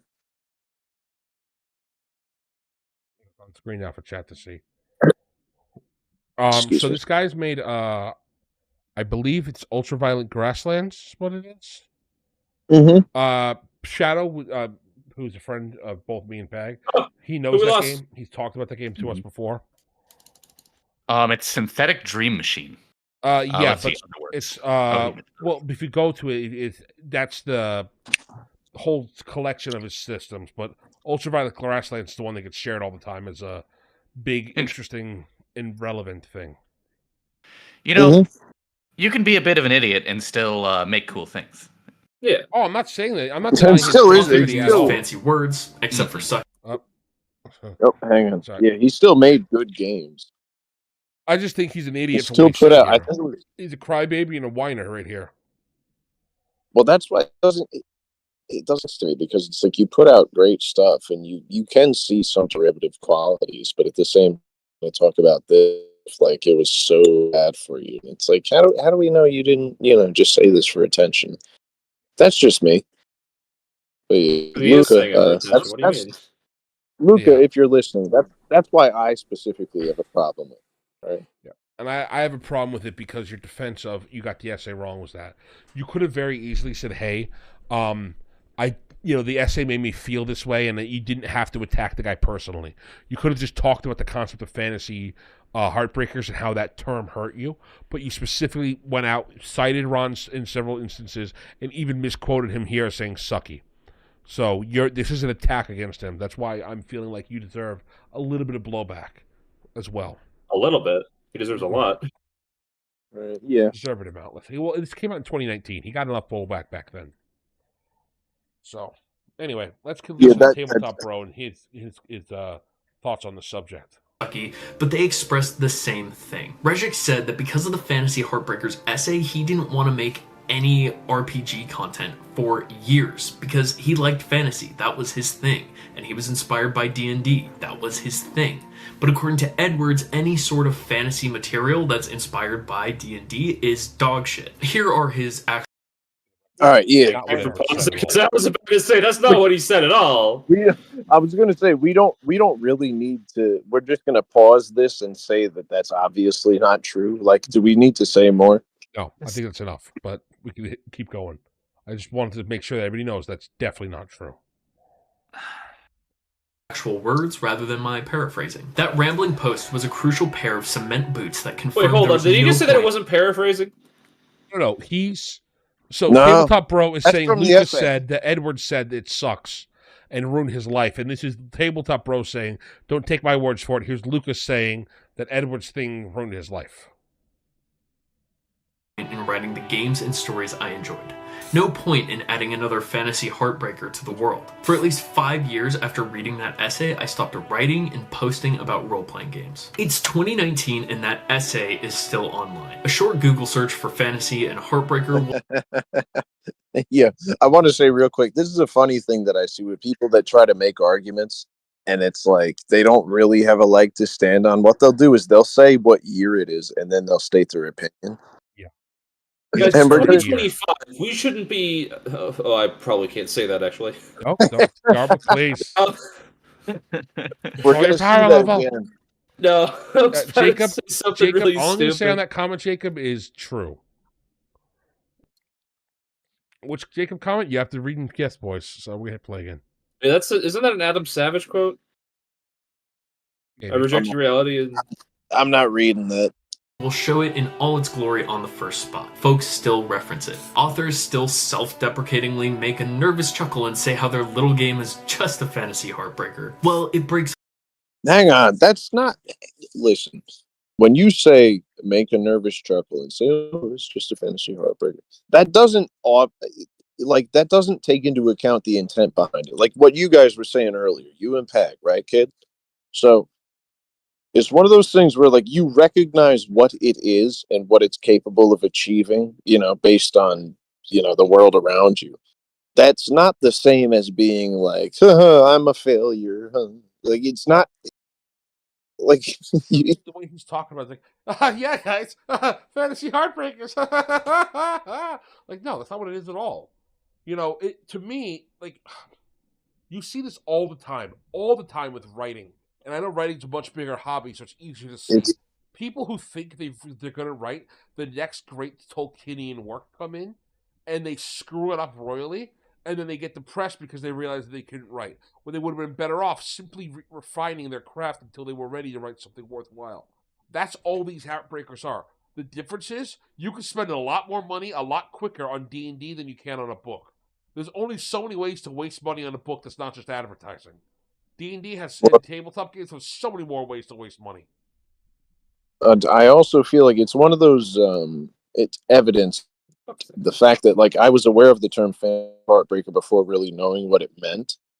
And it's because, it became colloquially so popular among the community that people would say things like, they chuckle or whatever. It doesn't mean that every single person that's doing it is, like, going to be depressed about it and talk about how awful it is and how much they hate this essay. I feel like it's a misrepresentation of people who even use the term, which is why also it was a misrepresentation, like you said, about the slur thing. I think we're going to get to that, right? Yeah, it's on the screen. It's going to get to the slur. It's No my critical heart to see perspective writers on and game designers use design. that term. Nah, to surrender their dog. creative We're independence. Sorry, it's just frustrating that it's saying there's no critical perspective on game design. It's like no, the entire point of it is it being like, guys, when you make your D&D, like, don't just do the exact same thing as D&D and just like. Yeah, there's Mess around several with it, man. specific points. There's several Yeah. specific things that he talks about. Like I think it's a not great a essay. nebula. I really do. I think it's just as relevant now as it was in the 90s and the 2000s when he wrote it. The only difference is he's now incorrect about the amount of costs to get your game off the ground. You know, Tabletop Bro, and I'll even give Luca this credit. It is way cheaper to get your game out in front of the public now than it's ever been. That doesn't mean it's going to be good. That doesn't mean the ideas behind making your game stand out, giving yourself a unique thing, covering all the bases, understanding your market. None of those things are wrong. All of those things are why Fantasy Heartbreakers broke people's hearts, because they didn't understand them. So sitting in a corner, plugging your ears, going, la, la, la, my game fine, la, la, la, isn't going to help at all. Well, you know what? That's one of the issues that I was trying to figure out how to word it, but it was the same. It's the way that, like, people that think that way, like, oh, well, now it's cheaper to do it, and that means that it's easier to get popular. It's like, no, by the logic that it's cheaper to do it, it means a lot more people are going to do it, and like the competition balances out the same amount of people that can actually afford to get the thing done. And so at this time, you have about as much of a chance to make it big, as you did then. It was just the factors that limited you are different. Yep. Yeah, just so. Yeah, I mean, anyone can publish now. It's the easiest thing in the world to publish now. Exactly. Can you confirm that, Peck? Have you published something before? I have published. I've published several things. And could you post a link in the chat? Because otherwise, I may not be inclined to believe you. Actually, can't post links in the chat. Yeah. Oh, well, then that works. But yeah, with like Amazon and whatnot, it's extremely easy to publish things, and I'm not like shilling for Amazon here. I mean, I guess I kind of am because I get paid by them. But like, it's very easy. You should do it. You should do it. You like, could you personally put in your chat. tabletop game on Amazon. You can put it on. I think it's even easier to make tabletop games than books these days, because really you can only self-publish through Amazon. But with D&D products, you can self-publish through DM's Guild, through DriveThruRPG, through Amazon if you wanted to. You could do through itch.io. You could just put your own dang Discord. All over the place. Yeah. You could gather a gaggle of morons on Discord and bully them to play games Monday night. Or I don't know, get like a whole bunch of your friends into a Discord call and make a podcast or something. True. Yeah. All right, let's let him get to the point where he calls it a slur. Passion, spark, to such a small-minded, petty term. To accept the label that is, at heart, a slur. A slur that implies they have no business acumen, no originality of concepts, no knowledge of actual fantasy, and no originality of concepts. Man, I wonder what system they're based around. That's crazy. I never would have guessed that it was going to be around D&D. Yeah, but like, that's the entire point of the essay. Right there. Again, one of the last sentences. Let's see. Those nuggets of innovation, on the other hand, might penetrate our minds via play. Like, he's literally talking directly in contradiction to this. Like, I feel you think this guy is the type of guy who can't take any criticism whatsoever? Like, yes, any criticism. I know, and he just so he just immediately goes to the worst. Like, you are slurring me, sir. Like, just an absurd level. That's what bothers me so much endlessly about this. It's like, dude. Like, you don't have to be this upset and just butthurt about it, for lack of a better term. Like, if you think that your game fell into these categories, it did. I promise you. This should just be, honest to God, if you're designing a game or even writing a book, when you're working on it, you should probably look up people who failed and see, am I doing what they did to fail? Am I following in their footsteps? Or is it that The Last Jedi teaches us that sometimes you can learn more from failure than from success? Sure. It's not just The Last Jedi, but a lot of things have that as a message. Yeah. No, I'm just saying, like, I feel like that's an often quoted thing. Is like, guys, sometimes we can learn more from failure than success, and I think that's profound. It's just like, I don't know, man. Like, maybe just, like, learn from it here. Marble. Yeah, what's up? Was that a JFK impression? No. Oh, okay. It sounded like it's not what you can do for your country. I got you. It kind of did sound a little JFK-esque. Yeah. JFK, little Mayor Quimby, I heard it. Mm-hmm. All right, we hit play. We're almost done. On game design. I think of all of those young writers, young gamers, young artists who love their Dungeons and Dragons, love making up new classes, inventing elaborate spell lists, drawing ridiculous dungeons, and watching weird actual play videos. I think of them deciding to write their own game, and then of them coming across the two words, fantasy heartbreaker. And Oh my god! Now, calling the term Oh no! It is so. I just reiterated the same point that I said before. I'm just like, I think of dude, them if deciding you to write have, their if own you are game, so and then of them discouraged, coming across the two words, Second. fantasy All right, I want to heartbreaker. pause it on the screen. Don't touch it. Just if you are so discouraged by two words in, oh my god, I have a fantasy heartbreaker. It's like, you're not making the thing anyway, dude. Like, if that little amount of disencouragement can do it, you're just doing it out of spite anyway or something. Like, it's not happening.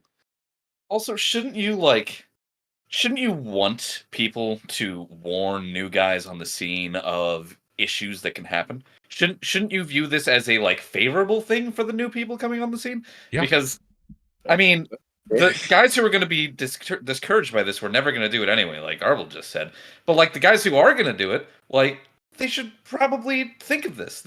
Playing these games, playing other games, is really good advice. You should play a whole bunch of other games if you want to. Good artists borrow, great artists steal, gamer. Yeah. That's very much like the base reason I had with the original criticism of the first essay about what the definition of fantasy heartbreaker is and the 5 points about it. It's because that whole thing, it didn't come from a place of, hey, don't keep making games, it's not worth it. It came from a place of try to be more original. It came from the guy who's got the arrow in his back that says, look out, man, there's an archer up there. It didn't come from some guy hypothetically saying, or some man in his high castle giving you a dictum. It came from a guy who fell and failed and said, guys, this is why I fell and failed. Don't do what I did. And if you read that term and it makes you stop, you should. I'm going to be really mean right now, and I'm going to probably get a lot of pushback from this. Most people are too stupid to create anything unique. Most people are mediocre at best. You have to understand that. And I understand that you should be allowed to create anything. Go for it. But that doesn't mean that you should be okay with charging for it and okay with people not giving you pushback on it. I'm not going to name him, but those in my server know, and we know the guy who helped him. There's a specific artist that we know. The guy got a lot of help from some professional artists who spent hundreds of hours trying to help this guy with his art. And the guy refused to understand and listen till he got mad and left because he wasn't getting constant praise. I know exactly who you're talking We're not going to say his name because we're not going to, we're not going to dox the guy. But that sticks in my craw, and that's a moment where I look at it and say, man, if that's what happens to you, if you refuse to accept criticism and refuse to accept help to improve your craft, you don't deserve the work here. And for this guy to start crying about it, being like, if you read Fantasy Heartbreaker and it makes you stop, that is horrible. You should not have that as a mentality. You cannot handle criticism. If the words heartbreaker makes you stop, the first time somebody goes online, looks at your game, gives you an Excel spreadsheet of how your math is borked and flawed, and goes through and spends 12 hours telling you how your variation of the spelling of elf actually implies that you love sodomizing young children, because that's an old Slavic term here, because that's happened to people before, because they just make up random words, it'll get into a lot of stuff. It bothers me. Yeah. Well, also, I think what people also need to understand is just how market shares work. And I don't mean them no, guys, you have to differentiate your product and like a business tech talk. I mean this more as in what you need to do is make yourself unique when it comes to making your product. What I see so often, especially in YouTube channels, because at least this is the thing I can actually talk about, is that so many people are like, no, but I can just do this guy's channel, but it's going to be my way. I want to be the next Point Crow, or the next Doug, or the next King of Candor, because you make good videos. A whole bunch of stuff like that. But the problem there is that you're not going to actually get a new audience. You're just going to be getting a pre-existing audience, and they're already hey, I already like having my cake this way. The issue and this is the obvious, oh, well, I like having two cakes, so it's fine if you just have duplicates. That is true, but the problem is if you're trying to specifically do it for profit, you have to be competitive. You can't just be oh, well, I guess we'll just share the space. It'll be fine. It's like, no. You gotta want it, and it's gotta be yours. You can't share it. And you got to be ready for the failings that are to come. Yes. So the fundamental thing that you have to do that I think a lot of people don't is you have to differentiate your product from everybody else. You can't just be, well, I'm going to be Point Crow or Smalland or Doug or whoever. Like, you got to be you. You got to give them something unique. That's why we have a lot of really good products coming out, like Lethal Company. You want to know why it outsold Black Ops? Because even though like it didn't look the best, you know what it did? It was unique. It did its own thing. It didn't do anything that it didn't need to. And Gotcha. also, Did you I just do say wanna that Lethal Company was- outsold Blops? it did? It did. What? Yeah. Yeah, I know. Isn't that crazy? Oh, okay. Yeah. It outsold Black Ops that year. It was outstanding. That's absurd. It's a fun little game, and it's got It is some a fun little crazy game. more updates. The guy's it's one dude's making crazy It new keeps lore and going. updates. And then Wendigood made a great video on it, and it makes me want to play more. But then I might have to We play should Minzy do that on again accident. I sometime. don't want to deal with that. Yeah. Oops. What else? Like, there's also like a whole bunch of games. Like, if you look at FNAF, like I'm mainly going to reference horror because that's where I find a lot of them. But like, Five Nights at Freddy's, Faith the Unholy Trinity. Cripes, I had an entire list. Oh, Deadlock recently because it's Deadlock's the Valve. not an indie game, but No, but the reason why I'm bringing it up is that it's not even released and it had like 200,000 players. And what made it so valuable is that it combined a hero shooter with a MOBA, and that was something unique that nobody else could do, or did do for that matter. And then Valve made it. It was great. Still is great. They just chopped a patch yesterday where they updated the entire new map and gave us a whole bunch of stuff. It's crazy. But like you got to be able to put in the time and the effort to make your product unique. You can't just make it. and again, like I want to just list a couple of them. The last 10 games that I played on Steam, just to Well- know, because to go off Garble's point, Abiotic Factor, complete independent company who made one game before that, Unfortunate Spaceman. Supermarket Together, it's a free game made by some Russian guys who give weekly updates. Barony, it's another indie game. Castle Crashers.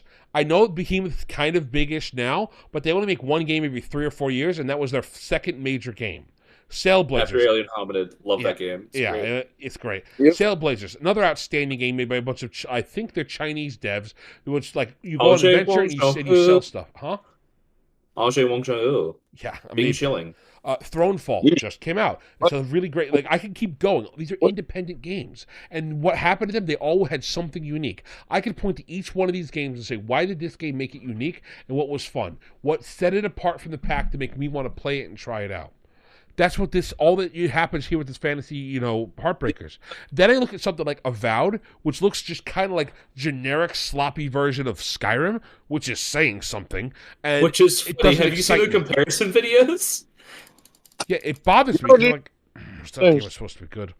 Anyway, Where from it, I think Garbled, you almost got to this point. I know you mentioned this before, but I feel like you didn't quite express it. Was the idea that like if I already have a thing that's close enough to the new thing, why would I change my focus? Yeah. So I Well, feel I like should have mentioned that with like the Ford example of like you got to get like the hot new car or the hot new iPhone, but also like people don't want to waste their time. And we're also kind of lazy because like theoretically we could all go out and get like I don't know, like really cool computers that are like healthy for the environment and could really do it easily. But then the problem there is that you have to go through the entire effort of, hey, I have to go and get this entirely new stuff for the express sake of that's getting one- that efficiency. But some people don't always want to like get to that point.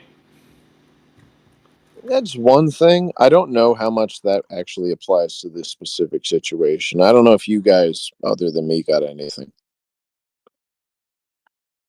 Yeah, that's fair. But I'm thinking it's more along the lines of just it doesn't even have to be like you're specifying a car or electric car or anything like that. But it's just like the only time where I think like people finish a certain thing and then they want more of that, but in a different form, is like books. Beyond that, if it's a game, you can play the game again as a different type of Yeah, character. you have to think of it as a zero-sum game in this context because you're functionally buying somebody's time. Like that's why I've actually talked to some people who have done like game industry work, and they say that some mobile games are dying because YouTube content is just that much easier to consume that people don't have the time to go like out of their way to play a game. They're just like, I'm just gonna turn on a YouTube video, it's gonna be whatever. It's crazy, man. Yeah. You guys got anything, or are we good to I play? think we hop back to the video. Yeah. Oh, wait, hang on. I want to see Dr. Senpai. He's a channel member, so he always gets priority. Every time NPCs in Avowed talk, it looks like they're having an inner demons that are telling them to unhinge their jaws and swallow the player character whole like a snake. That's awesome. I kind of want to play Avowed now. Right? That's the best sales pitch for the game I've heard since the announcement trailer. I keep laughing. That's very true. Oh no. This is why we always read Dr. Senpai's comments. He's very poetic. And then stopping. Now, calling the term fantasy heartbreaker a slur is a little much, but I do see where he's coming you from. think? I mean, after all, he went 5 years without writing or posting about RPG content. Hang on, I because hang have on. he no idea felt why he that posted everything. COVID-19. What? Yeah, I was like, did I just hallucinate that? Like, why is that there? I got no idea. I know the You know, article back in came out 2002 to 2007 when they had COVID. What? I'm sorry. I keep laughing. I'm sorry. No, it's funny though, because it's like, why would you do that? I don't know. Oh my goodness. Yeah, by the way, if you read the article, by Luca, by our boy Luca, we love you, Luca. Please get on get on stream with us, Luca. We would love it. Anyway, I believe he said 6 or 7 years, not 5. So once again, Mr. Bro here needs to learn how to read. I'm messing around, but you get my point, right? It's kind of, I don't know.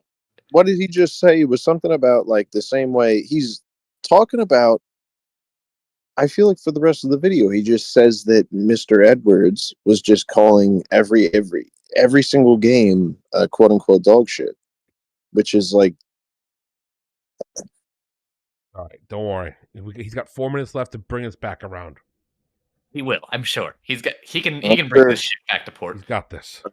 He was making was derivative trash, all because of an essay that was written when in the end was still on the billboard. Okay, Oh, there we. I got to mute it now, chat. I'm sorry.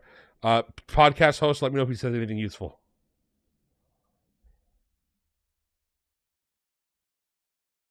All right, Nope, should be he didn't. safe now. Yeah, so this is another example of that thing I brought up earlier about how.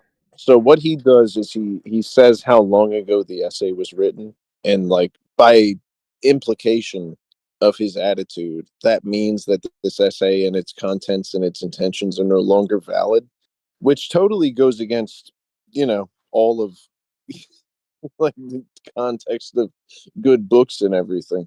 What he's saying is because it was written 22 years ago, that makes it bad. And he's also saying that In the End by Linkin Park is a bad song, which It slaps. ridiculous. Yeah. I like the song. Overplayed, So that- yes, but it still slaps. Like I said It was good. before. Like it got overplayed for a reason, you know. By the way, Jacob, I People- lowered Pops' volume. Hopefully that helps a bit. Jacob, my bad, brother. All right. Come on, take us home, Tabletop Bro. Come as no surprise that the man feels the term should be Cast it into the fire! Now, maybe Rejik is just some Super Weenie Hut Jr. and we should take his He essay- is. Yes. Everybody Yeah, nodded yes in agreement. Now, let's... I was waiting for that moment. Where's the I meme from literally- Fallout? Everybody liked that. Yeah, everybody liked that. Yeah. That's a good part of the video. That's the best part. All right. That's my favorite part. with a grain of salt. That's my- Many of the comments in the comment section Sorry, of the that essay just say reminded me of- kind of just love that meme. They say That's the my initial favorite essay part. wasn't malicious. It was just dated. It was to try and persuade people to not blow a bunch of money on a project that probably wouldn't sell. Whatever. So what is Edwards' essay? That's not whatever. That's the whole point. You can't whatever dismiss that. When people in the comments are like, bro, you misunderstood the essay. Black Rudy, you did scare me. You misunderstood the essay because you don't understand he was talking about wasting $6,000 to $7,000. Dog. That's why I had a problem that like when it came to realization that he didn't link the essays, I was like, do you not want me to read this? Like, is there something that you're trying to hide from me? Like, it almost I felt like compelled to read it because I was like, what is the context here? Because you're not giving me enough. And so I read it, and that's why it really bothered me, you know? Mm-hmm. By the way, hello, Blackaroni, and yes, Dr. Senpai, Todd Howard did like that. He does tend to Say like things. actually contribute in 2025. As we said before, you can produce your own tabletop role-playing game for free now. So it's not like he's saving anyone. For the record, this is 100% false. You cannot produce something for free because this is something that I know, and I'm going to make a real big assumption here. You know, I'm not even going to get political about this. People like him, for some reason, think cash money is the only thing that's got value. Your time is valuable. People, especially who make slop content on YouTube, like Hassan, want you to think your time's not valuable, so you waste it with them. Your time has value.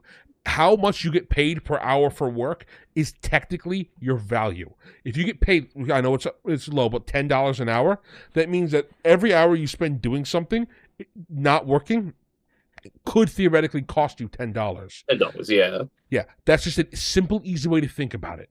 Now, there are things that I like to do more. I think I like sleeping more than $10 an hour, and I can't work for 124 hours a day. I understand, but if you're doing something in your spare time and you're doing something when when you're not getting paid for it, but it still is work, you have to understand that costs time. That's why Elon Musk or Donald Trump doesn't mow their own lawn. Yeah, it costs them money to have somebody mow their lawn, but the amount of time it takes for them to do that doesn't pay for the amount of money it costs. And I don't want to, call it specifically. The guys I have do my lawn, it's $25 for them to do it. I don't know how they make money. I've offered to pay them more, and the guy insists he only wants $25. He's got 5 guys here. They're here for like 20 minutes to do the lawn. I cannot do my lawn, edge, cut, head, mow, and all that as $25 worth of my time. I don't know how they do it. So it doesn't make sense for me to waste time doing the effort. That's also like why I don't like doing YouTube as much, because hey, I could make this video, but I'm making free $99 right now, and also it takes me an entire month to make it. Yeah, and I got you. So that's the thing. Now I understand, on Garble's point, sometimes you do this because for the love of it.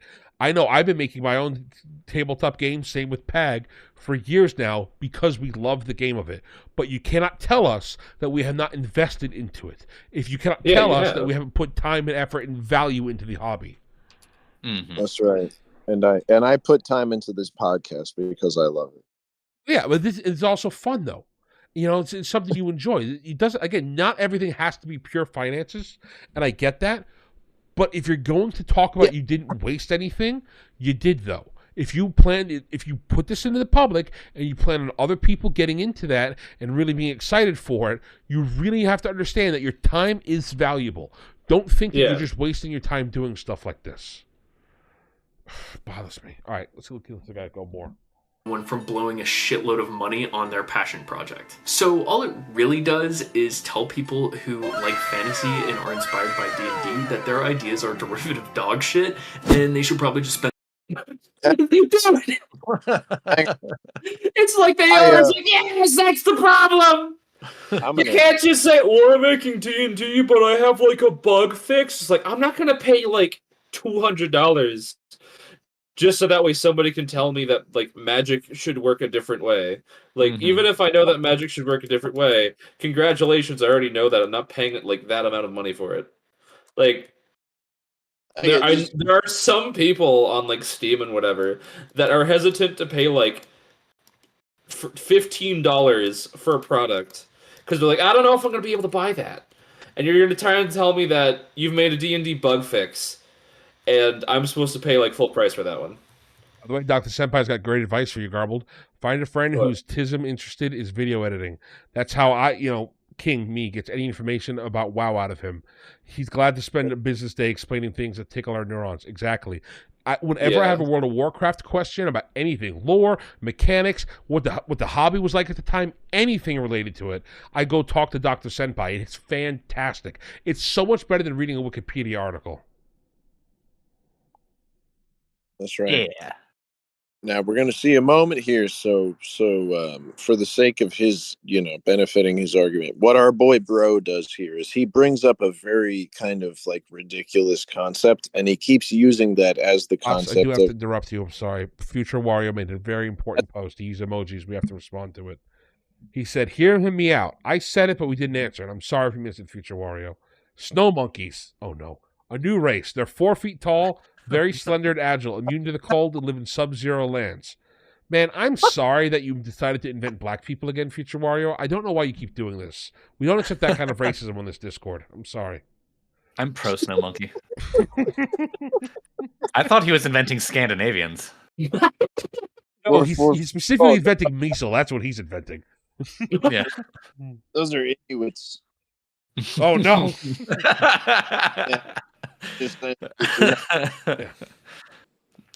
Yeah, Dr. Requiem Senpai's for a Solemn Merharlet. Free. It's great. Yeah, we'll get to this page on screen.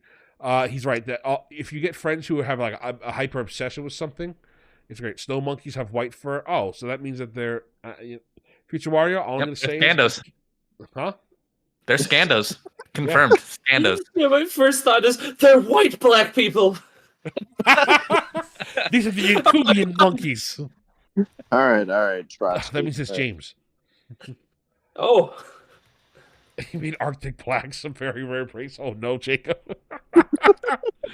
Oh, this is where the podcast gets canceled. It's great.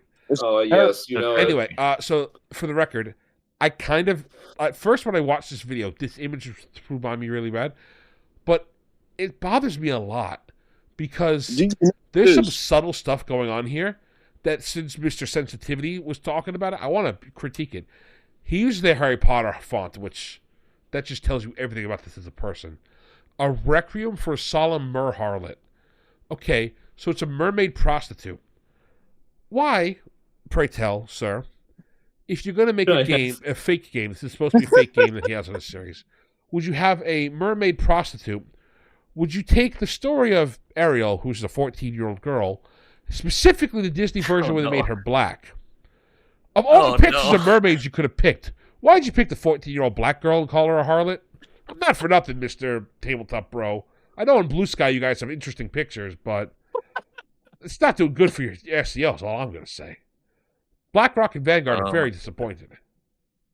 So let's let him explain to us his mermaid prostitute teenager story. Spend their time thinking of the weirdest fucking thing they can possibly think of and make that. Some of you might be nodding in agreement with this sentence. Some of you can go f*** yourselves. I sound like a broken record of That's me.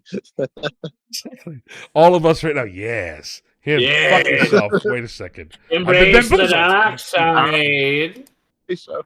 Yeah, I want to rewind him so we can say the full thing for chat to hear. Because it's funny, chat. passion project. So all it really does is tell people who like fantasy and are inspired by D&D that their ideas are derivative dog shit, and they should probably just spend their time thinking of the weirdest fucking thing they can possibly think of and make that. Some of you might be nodding in agreement with this sentence. Some of you can go f*** yourselves. I sound like... There it is, full completion. I'm not pausing for copyright reasons, don't worry, chat. A broken record on this channel now, but like indie RPG elitism and gatekeeping just bothers the shit out of me. Like, let people make what they want to make. Not... Yes, but they could still make it and it will be bad. Have you thought about that? Let people enjoy things. Let people enjoy things. Don't ask what we have on Blue Sky. Just let people enjoy things. What if I enjoy hating? What if that's what I like? I love being a hater. Isn't it that one comment that's just like, don't kink shame me. My kink is kink shaming. By the way, chat, speaking of being haters, if one of you in chat or anybody who's in the VOD or anybody in my Discord finds a piece of fan work or somebody's published something like a fantasy story and you really want one of us, like a short story, want one of us to rip into it like the Wendigoon and Papa Meat do on Creepcast, send it over. I'm thinking that might be a podcast topic one of these days. So, just put that out there. Yeah. Everyone is going to resonate with an RPG about the trials and tribulations of 17th century merfolk, where everything... That's the issue I was trying to express before. The fact that he kind of reduces people who are critiquing the content of the second essay here by Luca, and critiquing the idea of people who want to have, but what they do instead is they're apparently all they want to do is have very, very specific traditional nonsense things that aren't even real. This guy just made this up, in order to disparage people who disagree with the newcomers who are, obviously don't understand the rules and are kind of coming across from a, I'm stuttering, the angle that isn't supposed to be there based on this essay that, again, is being misinterpreted.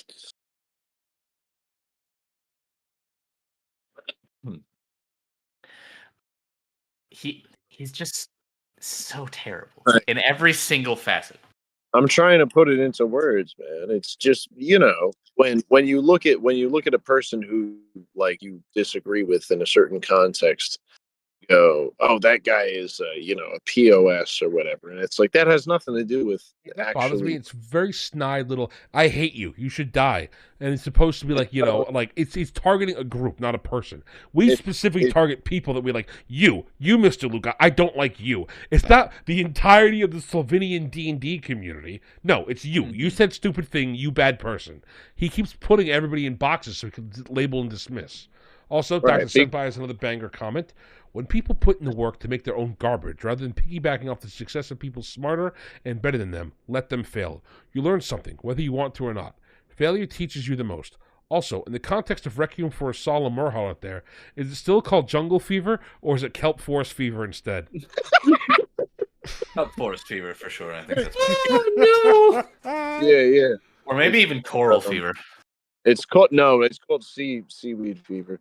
But Seaweed Fever. I like that. Yeah.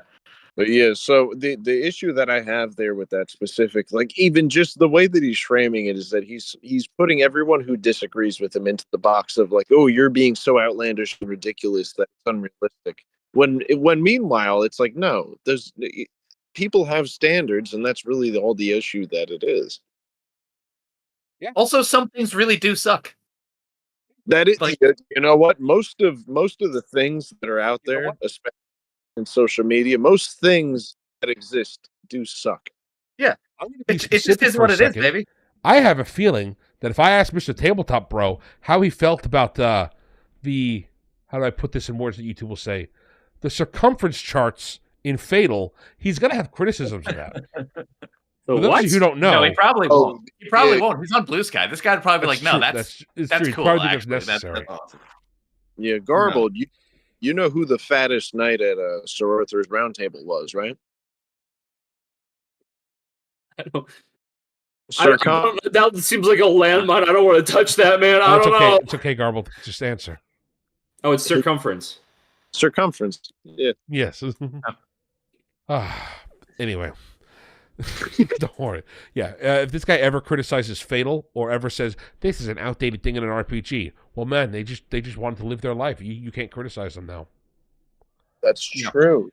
So when I kill all the orcs because orcs are bad as a race, he can't get mad at me anymore and say they're black people because look, man, I just wrote it that way. I didn't write them that way. You wrote them that way. So, Also, death of the author. You're just interpreting it that way because you're you interpreting it that way. You're the real racist. Did you see a Fatal? Yes, Dr. Senpai, you did hear Fatal. That game is something special. You know, in one of the rule books, he's randomly in the middle of the section talking about food, includes a recipe for brownie.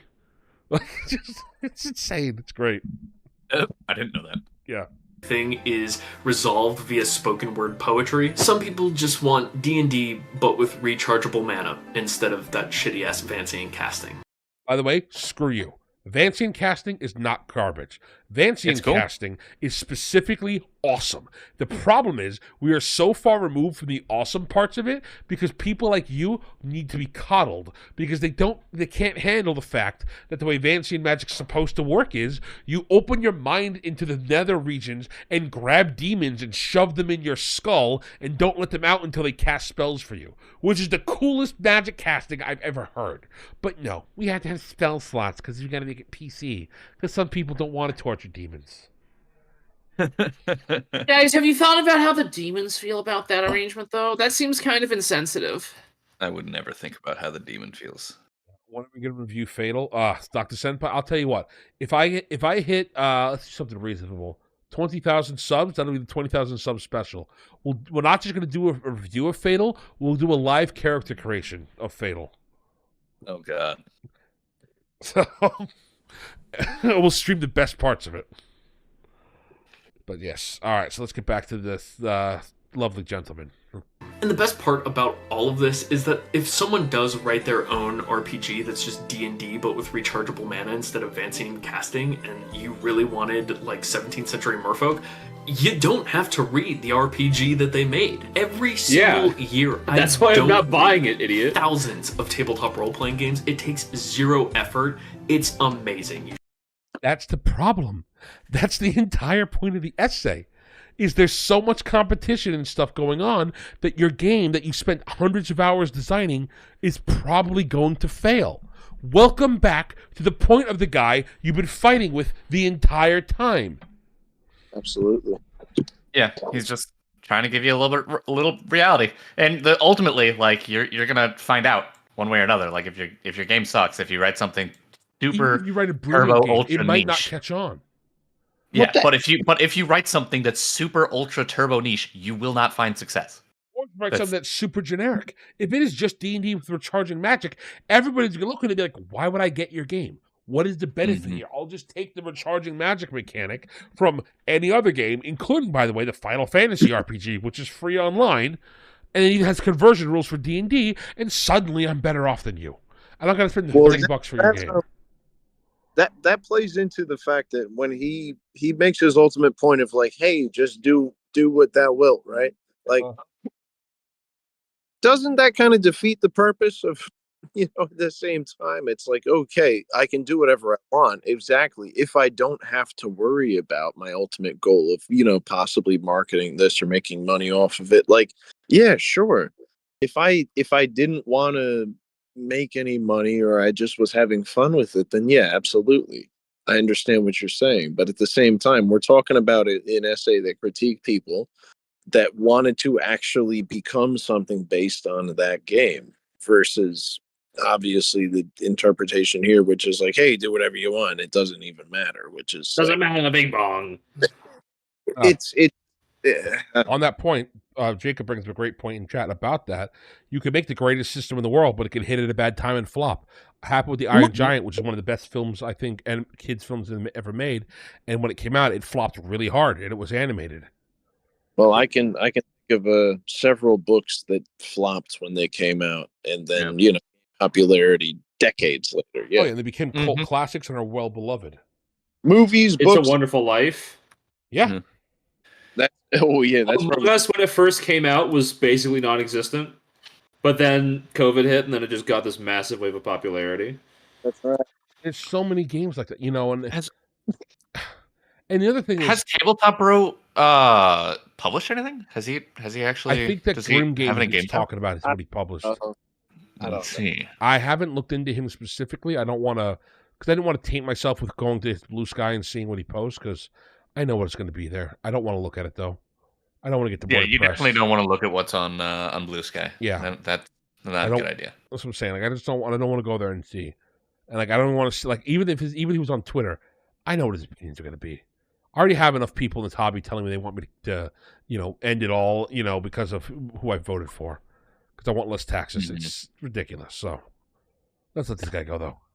You should try it. And by that logic, if you're someone who gets really hype over the Dragon game and you love fantasy and you really want to make a passion project, bring it to life, but you've been a little discouraged by this 23-year-old essay, just forget it, dude. Like, forget the essay. Hang on. Listen, if you didn't want them to be discouraged by it, then why'd you bring it up? Is there anybody out there who actually has been discouraged by this in like the more recent like? Look at that was 6 years ago, and also I don't believe him. And also, yeah, valid. Yeah, I don't know. Did this term randomly start to gain traction on Twitter or something? Like, did it pick up? Did people start? I don't know why this video was made, because I feel like people don't really. I can tell you why I think it was made. He said 3 weeks ago he learned about this term. Right. Matt Colville has done multiple live streams. Huh? Okay. Yeah. I know I keep citing him, and I know because he's had a clip from him, I know his editor at least watches Matt Colville. Matt Colville loves Fantasy Heartbreakers, talks about them all the time, and constantly tells people that they should look into them because he 100% would support this essay and agree with it. All the things he says in the essay, and Matt specifically has said multiple times, one of the things that we're trying to do at his company is to make sure they don't make a heartbreaker. They want to make sure the game is designed right, the game is robust enough, and the game fulfills what it wants to do. It's not, they said, even though it is, they're trying to, because it's marketing, they're saying it's not, but they're saying it's not a replacement for D&D. It's technically not, because it's much more of an action-focused game, whereas D&D is much more of a simulation game. But that's their niche. It's what they're targeting. They have a target, they have a demographic, their combat's focused on here, it's mobility, it's actions, all that stuff. That's good. But he talks about Heartbreakers a lot. And he talks about how he's hired people who design Heartbreakers. And I know Matt did a video a few weeks ago. I'm willing to bet that he heard that term there, and he's found it from that. That's my guess. 3 weeks. He did say 3 weeks. Yeah. Yeah. So, that's all I'm saying. Think your truth. Who fucking cares? This guy's not gonna read it. None of the fucking dorks in my comments section who want 17th century merfolk are gonna read your project. See, there he goes saying it again. And again, the context here, it totally depends on the goal. It's like, oh, do you want to appeal to these people? Do you want to appeal to these other people? And it's like, no, I want to, based on the standard of what it was back in the 90s, is I want to try and make a little bit of money off of it, which totally just doesn't apply to this, what he's describing here. At all. And it really bothers me because he's so dismissive. Well, nobody's going to play it anyway, and they're going to look at it. Who cares? So you failed. Because again, all you did is say, congratulations, you failed. That's not what I wanted to do. I wanted to succeed. I wanted to make a game that people liked and people, referenced as a good game and everybody enjoyed. Oh, well, it's okay. You failed and nobody cares. Yay! It's okay. Yeah, and the thing is that this guy, the people that are specifically referenced in the essay are people who have put their money into this. They have sunk money into this. So even more so, beyond just wanting it to succeed, you're also yeah, you lost 10 grand. Whatever. You'll be fine. Hey, whatever. You had Things fun happen, doing it. man. Don't even be upset about it. Yeah, congrats. You made a thing. Hee hee, clap, clap. Are you just some sort of idiot? I just don't know what else to say. Does he have no theory of mind for other people? Can he not, view inside the mind of someone who, lost several grand on this? But Can't. I don't think it's that. I think it still plays into the same thing that we talked about, over and over again since the beginning. Is when you're putting out this thing that's like a product of your imagination that you think it's so great and everything, you probably, if you want to make some money off of it, you want it to be a thing that people will donate to, give money to, pay to have, what have Even you. if they don't pay you financially, a lot of people will want it as an opportunity. I can now go work on, as he says, the Dragon game. I can now go out and make, my name for myself. I can be a force for good in the hobby. I can promote the things I want. There's so many more intangible benefits that you can acquire or desire to acquire as well. The ultimate point of hey, it doesn't even matter, do whatever you want, make whatever you want. That doesn't really have anything to do with whether or not you financially benefit off of it, which it seemed like was a big deal back in the 90s. I think I said that before. To break even. Just to break even is a goal for a lot of these guys. But they couldn't do that because it costs so much money. Goodness. So let's go respond to chat before we reply to this guy. When it first came out, Jacob's talking about how people hated It's a Wonderful Life. Dr. Senpai's talking about the 24-hour marathons of Iron Giant on public broadcast, and now we meme Dean's mug. Dean's mug is pretty great. D&D's not good for combat. It can be. Dark Future Warrior says he understands humanizing orcs and dark elves. Trying to humanize demon is stupid. People want to humanize demon or Satan worshippers. Yes and no. It depends on how your orcs and dark elves are. If they're like Tolkien's, they shouldn't be humanized at all. They should just be objectively monsters. They're born in the dirt and fueled by hatred. They're not nice guys. Yeah. They're not cool. even beyond like zombies, it's a totally different mental, like, everything. Yeah, For two thumbs down. So it depends on each setting, and I think it's setting specific what you do. In fact, there's some really good settings, such as Supernatural, for example. Oh, good, but the worst good, that have even something that we consider nice, like elves being demonic and evil, because they probably should be if you read the old folklore. They are. I'm pretty sure Dresden Files has them as like basically monsters as well. Yeah. A lot I of just urban don't like fantasy them has filthy noffies. I ain't nothing gaudy against them. Just don't like them. Mm-hmm. that. This guy seems like a defeatist. AJB, he is not a defeatist. Defeatist implies that he thinks you can lose. He is in this weird category of saying nobody can lose, but everybody's already lost. It's really interesting. It's yeah. All right, yeah. It's like a participation trophy in reverse. Don't worry, kids, nobody won. It's something. It doesn't make sense because it just. I keep bringing up the financial thing, but I feel like that played such a big role in the earlier days that And it did in the essay too. It's totally out of context in the way that it's brought up here, because it's like, yes, I do believe, yeah, sure, bring up your own ideas if you think it's a masterful, fun thing, and like you got people that want to play it with you, go for it. God bless you. Like literally, you'll have so much fun, but it depends on what your goal is by creating that universe. Exactly. All right, so let's get back to this video. We only got a few minutes left. If it makes you happy, just freaking do it, dude. Like, nobody's stopping you. Don't learn from Luca. Don't be discouraged for 5 years because some asshole on the internet said what a just vapid message. Just totally vapid, meaningless, nothing message there. Dude, just do what makes you happy, man. Like, you know what? Just go do the thing, man. Yeah, if it makes you happy, just go and do it. Yeah, it's just a nothing of a sentence. Like, sure, I guess. Video.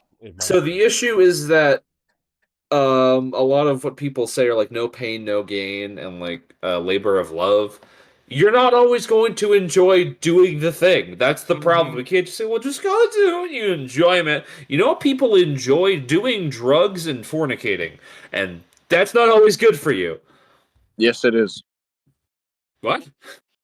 Never mind. You know what else is good for you? Finishing this video, Garble.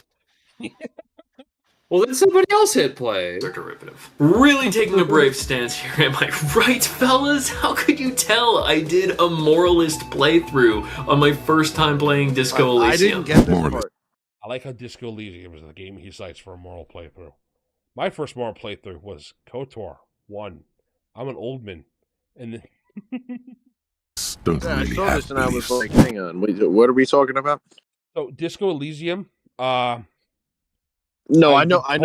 Okay, then we're not going to worry about it. Basically, he's trying to say he's so how Pag criticized him for having a useless moral take. He's trying to say, don't worry, guys, I know it's a useless moral take. I'm in on the joke. Which just cut it from your video. Then that would have saved us 30 seconds. Yeah, that defeats the whole purpose, dude. And he's like self-referential. Like, no, they're like, I understand that it's useless. Then why do you have it in your video, big dog? Yeah, I'm actually immune to criticism because I actually recognize my own flaws. I want to smack you, dude, and not you specifically, but just like the people that have that aura and mindset. You know what I mean? I agree completely. Let's see what other wonderful fun takes he has the last 3 minutes. Before I toss to, I'd love to read your thoughts on this. Please drop a comment below. I'd love to learn why gatekeeping people out of doing something they're passionate in. All right, so let's define what gatekeeping is. What kind of gatekeeping are we actually talking about here, right? Because I don't think we're gatekeeping people that are passionate about that. Like it's because they aren't actually passionate. That's what we're gatekeeping them out of. Is like, hey, if you're not going to put the time and effort into this that it deserves, then get out. And people are like, no, but they're actually really passionate. Though I was like, dude, if they were passionate, they wouldn't be giving up after like a slight breeze of inconvenience. When people were passionate, the thing, it kept evolving and kept having new interpretations and everything. There wasn't this level of like conflict and everything. I feel like the people are passionate about a different topic, and not to let's not make it political, but you can interpret it as political when I say like I don't mean to be political, but what is soil? are passionate about a thing that has outside of like the universe of the game. It has to do with that. And then they try to drag that in. And the next thing you know, you don't even have your escapist hobby because you're just in the real world dealing with the same issues. Now that's just, but it's a great phrase that I've heard. The only people who complain about gatekeeping are the people who the gates are meant to keep out. Yeah, pretty much. You are really part of the hobby. I promise you, the actual gates that are keeping you from being successful are things that like nobody can control. Things such as being able to reach enough people. Things such as marketing budgets, such as having a presence online, being good at designing games, or having free, easy accessible art. Those are the actual gates. Nobody is stopping you from creating your dog shit game. The difference is we're telling you what's going to happen if you do it. This is explaining the consequences of jumping in, 2 feet into something when you're not ready for it. Hello? Totally different concept. I did cut out for a second. Get really confused. Sorry. You good, Garbled? I'm good. All right. You want to hear what else he's got to say? Because despite the little, plug here, or whatever it is that he's doing, he keeps going for another 2 minutes. I'll do it. Plunk. My guy. Is actually a good thing. I have to talk about something else that I found really interesting. No, it's not a freaking sponsor. I wish. Ron Edwards' essay, is his name Ron Edwards? I think it's Ron Edwards. Edwards' essay was panned as early as 2003. There was a comment posted on indie-rpgs.com that I found really interesting, as it basically argues the opposite stance of the original essay. User Hardpoint writes, "The term fantasy heartbreaker is a snobby, elitist term used by people to gatekeep the RPG hobby by saying that games that might appeal to the widest net of people are inferior than weird passion projects." Hang on. Can we say something about that? Yeah. It's the opposite of everything he's been arguing in the video, so I don't know why he's saying it. I don't say too much about marketing because I don't really put stuff out for public consumption. But at the same time, I understand the concept of like the more you try to appeal to the widest possible audience, the more people you also have the potential to like offend. Yeah. Or not want to. Everything products. I feel like that's what's happening with like I want to say Marvel, but I feel like the example I can know best is like Magic the Gathering, where they're trying to do everything. It's totally sloppier. It's gotten very lazy. I would say it totally depends on like what your revenue stream given from the core audience that you have, because I understand like if it's like, all right, my main audience isn't giving me that much money, let me try to appeal to another demographic and drag them in, and then next thing you know, I've brought up my revenue stream again. But if it's like you're doing it just for the sake of doing it, or just for the sake of people complaining on Twitter or something, it's not going to keep up the same status that you were. Mm-hmm. Also, the comment that he cited, I want to get specific drill into that. It is saying the opposite of the essay. Think about the essay. The essay was saying, be weird, be creative, be interesting. The comment is saying, this is gatekeeping, telling people to be more generic. That's not what the essay that it's replying to is saying. Tabletop Bro managed to find a comment that agrees with him, but finding a comment who, just like Luca, didn't read the actual essay. Or read it and just completely misunderstood it somehow. Wait, the comment itself said, "Don't be original." Wait, hang on. Stance of the original. Put it up on screen. That's of the ridiculous. original essay. Yeah, preposterous even. Absurd, I'd say. Stance of it'll pop up again. Original essay. Somebody messing with the search bar? Hang on a second. I am not messing with the search bar, Big Man. All right, No, I'm not either. It's I not hit playing play a on the couple stream. times. He argues the opposite stance. All right, it's playing for you guys because it's not for me. No. Oh, I keep pressing play. It's probably my He fault. argues the opposite stance of the original essay. User Hardpoint writes, "The term fantasy heartbreaker is a snobby elite." And now you paused it again. That was me. Oh yeah, that's intentional. That's fine. Okay, yeah, that's the original essay by Mr. Edwards. This term used by people to gatekeep the RPG hobby by saying that games that might appeal to the widest net of people are inferior than weird passion projects. All right, there we go. It's paused. I'm Anyway. wearing my media literacy hat, guys. That means I'm right. So true, Oomphy. It's just silly. It's like I don't know how all of these people like misread this so badly. I mean, I guess it just goes to show that like people will literally misunderstand anything. Anything. Like there is nothing that people will not misunderstand. One of the comments that I got on my first trilogy of books was that this guy was upset that it wasn't a spy novel. Just like, well, That's not a good criticism. There's only one valid criticism of your first book. So true. I know the criticism too, you motherfucker. Chad, if you want to find out the criticism, join the Discord. It will drive me insane. Join the Discord. You could drive Pag insane with the criticism. You should. If you ever... I'm not going to finish that. I'm not going to finish that. We're on YouTube. Okay, so we hit play.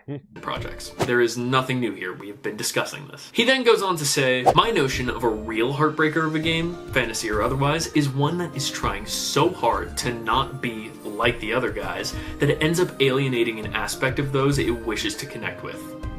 Okay, so that's cool. It's neat that you have your own definition of the word that is not the definition used in the essay. However, you can't criticize him based on that. You just can't. Also, I do want to say, this is a great point. I just wish he'd not linked it to say what the Heartbreaker is. Because this is a completely valid point. There are so many RPGs I see that's like, oh, well, we use 14 and a half D6s that have been sliced into thirds vertically to roll. And it's like, why don't you use a D20? This is the problem I have with Matt Colville's system. He tried 7 different dice mechanics until they're just like, yeah, we should probably basically just use the D20. Because, like, yeah, dude, it's a D20. Why the fuck wouldn't you use it? That's the most iconic dice. That's the symbol for the hobby. Like, come on. Yeah, it's like Kleenex coming out saying, we need a new box. We're going to design something that's an inverted hexagonal, non-irregular polygon. Because squares are square. Yeah, I don't get it. What are you, some sort of square who doesn't like change? I am. Change scares me. This guy's an L7 weenie. Exactly. All right. Let's finish it. I'm sorry if I'm super quiet. I think I fixed my volume by now. Read gamers. This comment really made me go, huh. Because I haven't really read anything like it. Most people who subscribe to the mainstream ideas of game design don't even know the weird indie shit exists. And that is so not true. I'm offended by him saying that. Wait, what? The word? What was the word? He said most of the people who subscribe to the mainstream without a lot of money could make and produce a game by themselves. Yeah. Come on. No, the big thing that he was saying is that a lot of the mainstream designers don't know the indie stuff exists. Completely wrong. This guy has never watched a single interview with anybody who's worked on a team for any of the big companies. Yeah, dude, like, you know how, what is it, Sans Undertale got into Smash Bros? That's because Toby Fox personally had to go up to Masahiro Sakurai, deck him with a baseball bat, and ask for it. It wasn't because his game was actually any good. It's like that, but, like, listen to the designers of these games. Matt Colville talks about, and he's designing his own game, all the indie games he's played. Matthew Mercer, the guy in charge of Critical Role, talks about all the indie games he's played. They even talked about Blades in the Dark, which was an indie game before, that's pretty niche. They talked about how much they loved it that they made Candle Obscura off of that using the Blades in the Dark system. I can't. What's that quote again? Great artists borrow, good artists steal, whatever the fuck. I don't know. I don't think Dr. Senpai's right. He could have stopped it there saying, I haven't read anything. This is true. Yeah. I don't think I know a single person in the hobby who, like, just has D&D. I don't think I know even one person who's, like, seriously into the hobby who just has, like, D&D. And even if they do, they're not game designers. They're not claiming to be game designers. They're casuals, or even if they're hardcore D&D fans, they've got multiple editions of D&D, or they've tried other versions of it. Or they've homebrewed their own stuff, and it just bothers me. Like, you kidding me? They don't even go, like, weird contention. Why would you say that? It's so Just why would stupid. you say that? It's just incredible. Even Gary Gygax, in all of his blog posts and things he wrote in the 70s, was complaining about other people using his tabletop RPG to make their own independent games and how they did better than him or worse than him. In 77, the game's like 3 years old, and even back then people were making indie RPGs, and Gary, the guy who created everything, yeah, I know Dave was involved, and I know Blackmore, I got it, guys. We're putting that aside for a second. But Gary would talk about other people's games, and he would review other games. Are you kidding me? Does this guy like run in the most casual circles possible? Like the most casual circles possible, and has somehow only met people that are just like, oh yeah, I like don't want to be D&D mean, 5e. but there's a group of That's D&D what I like. called D&D TikTok, and I fully believe that he's in that boat. Everybody I've met from there, I except see. for D&D shorts, which is ironic. Everybody I've seen in there are these young, just got in the hobby with not even when 5th edition started, got into 5th edition like recently, think they have something interesting to say, think they have experience in the situation. And it bothers me. Yeah, Because for like, real. it's so easy. There's so many great videos from other creators or movies based on this hobby or books. The Elusive Shift is one of the most important books for the hobby, and like none of these people have read it. None of these people have read it. I don't think you can be a game designer for D&D if you haven't read The Elusive Shift, because it talks about when tabletop gaming went from let's kill things in a war game simulator to my elf kisses the other elf and now we have elf babies. There's a huge shift there where people stopped role-playing and started role-playing instead of just throwing dice to kill stuff as quick as possible. The original D&D, the way it was written, it was just kill shit, take loot. You had no role-playing happen. And it's so infuriating because like that was the problem that they had to figure out in the 70s. And they learned how to role-playing from there. And we've completely adjusted and shifted since then. And that's what the Elusive Shift talks about. You'd think a book that categorizes the history of the most popular game would be something you've read if you want to talk about the most popular game. What do I know? Sorry. Used to be mad. Clearly. Understandably mad. Yeah. AJB, I don't know. No, AJB, you missed it earlier. The guy who made not Electric Basilisk, Violet Basilisk, was it, Pag? What was the game Luca made? I don't remember. Into the Ultraviolet something rather. Ultraviolet Grasslands in the Black City. Yeah. You know that game, AJB. He made not the character on screen, the crybaby Slovenian femboy earlier who had his heart broken because somebody said your game might suck, made that game. By the way, if you think this guy is painful, wait till you go back and watch that part. All right, we're going to continue.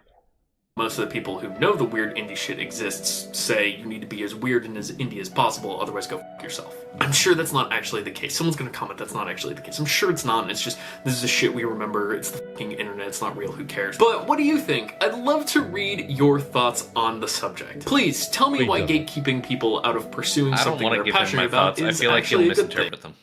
He's gonna come out of this video Because being like, wow, they really like my take. Lying. Yeah. They are lying. That's the problem. There's this mystical thing known as lying. So, like, it just bothers me.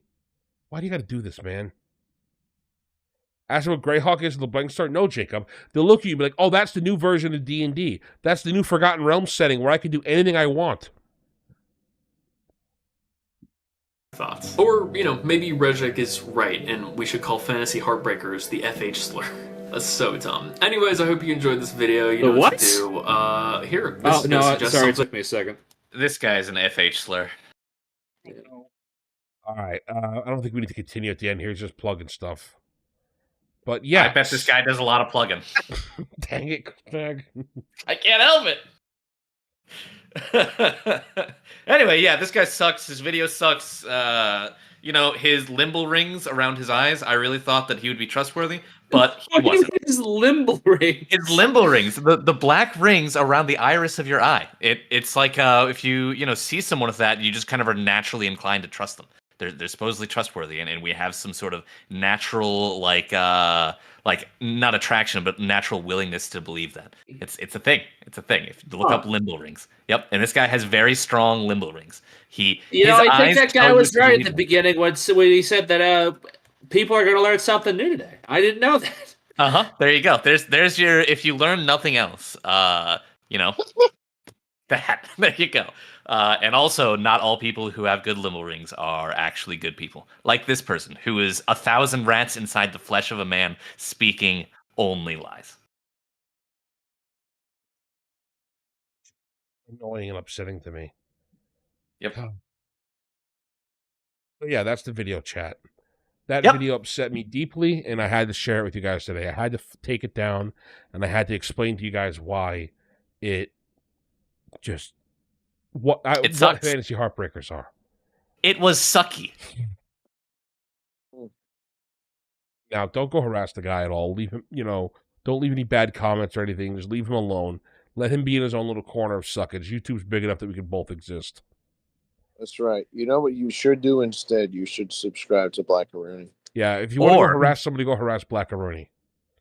Look, I'm not saying more harass Godzilla him, content. but you should go and post this video in their Discord. Go to join Blackaroonie's Discord and spam this video. Great idea, Pag. Yes, please. And with that, I think it's a good time for us to wrap everything up here. I will possibly be streaming with Nebula. I think he fell off the Earth today, though. You know how those funky interdimensional beings are. But if not, I'll be streaming with him on what the heck's the problem? Twitch later on under Nebula the Wanderer. Otherwise, what if it's Blue Sky? No, it's not. He doesn't stream on Blue Sky. No, Nebula likes adult women, so he doesn't go to Blue Sky. So true. So yeah, other than that, thank you all. Got a suggestion here from YouTube. Run an ad now. I mean, okay, if you want me to, YouTube. If you so desire, I shall accompany.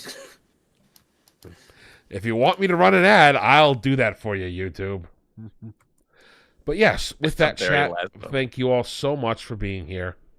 It has been fantastic. I appreciate all the chats today. Had a fun time with you guys. Thank you for my co-host for joining me. Anybody have any projects they want to plug? Any interesting things they want to talk about? I wish that I had videos coming out, but I don't because I am terribly unmotivated and currently going through a lot of things in life right now.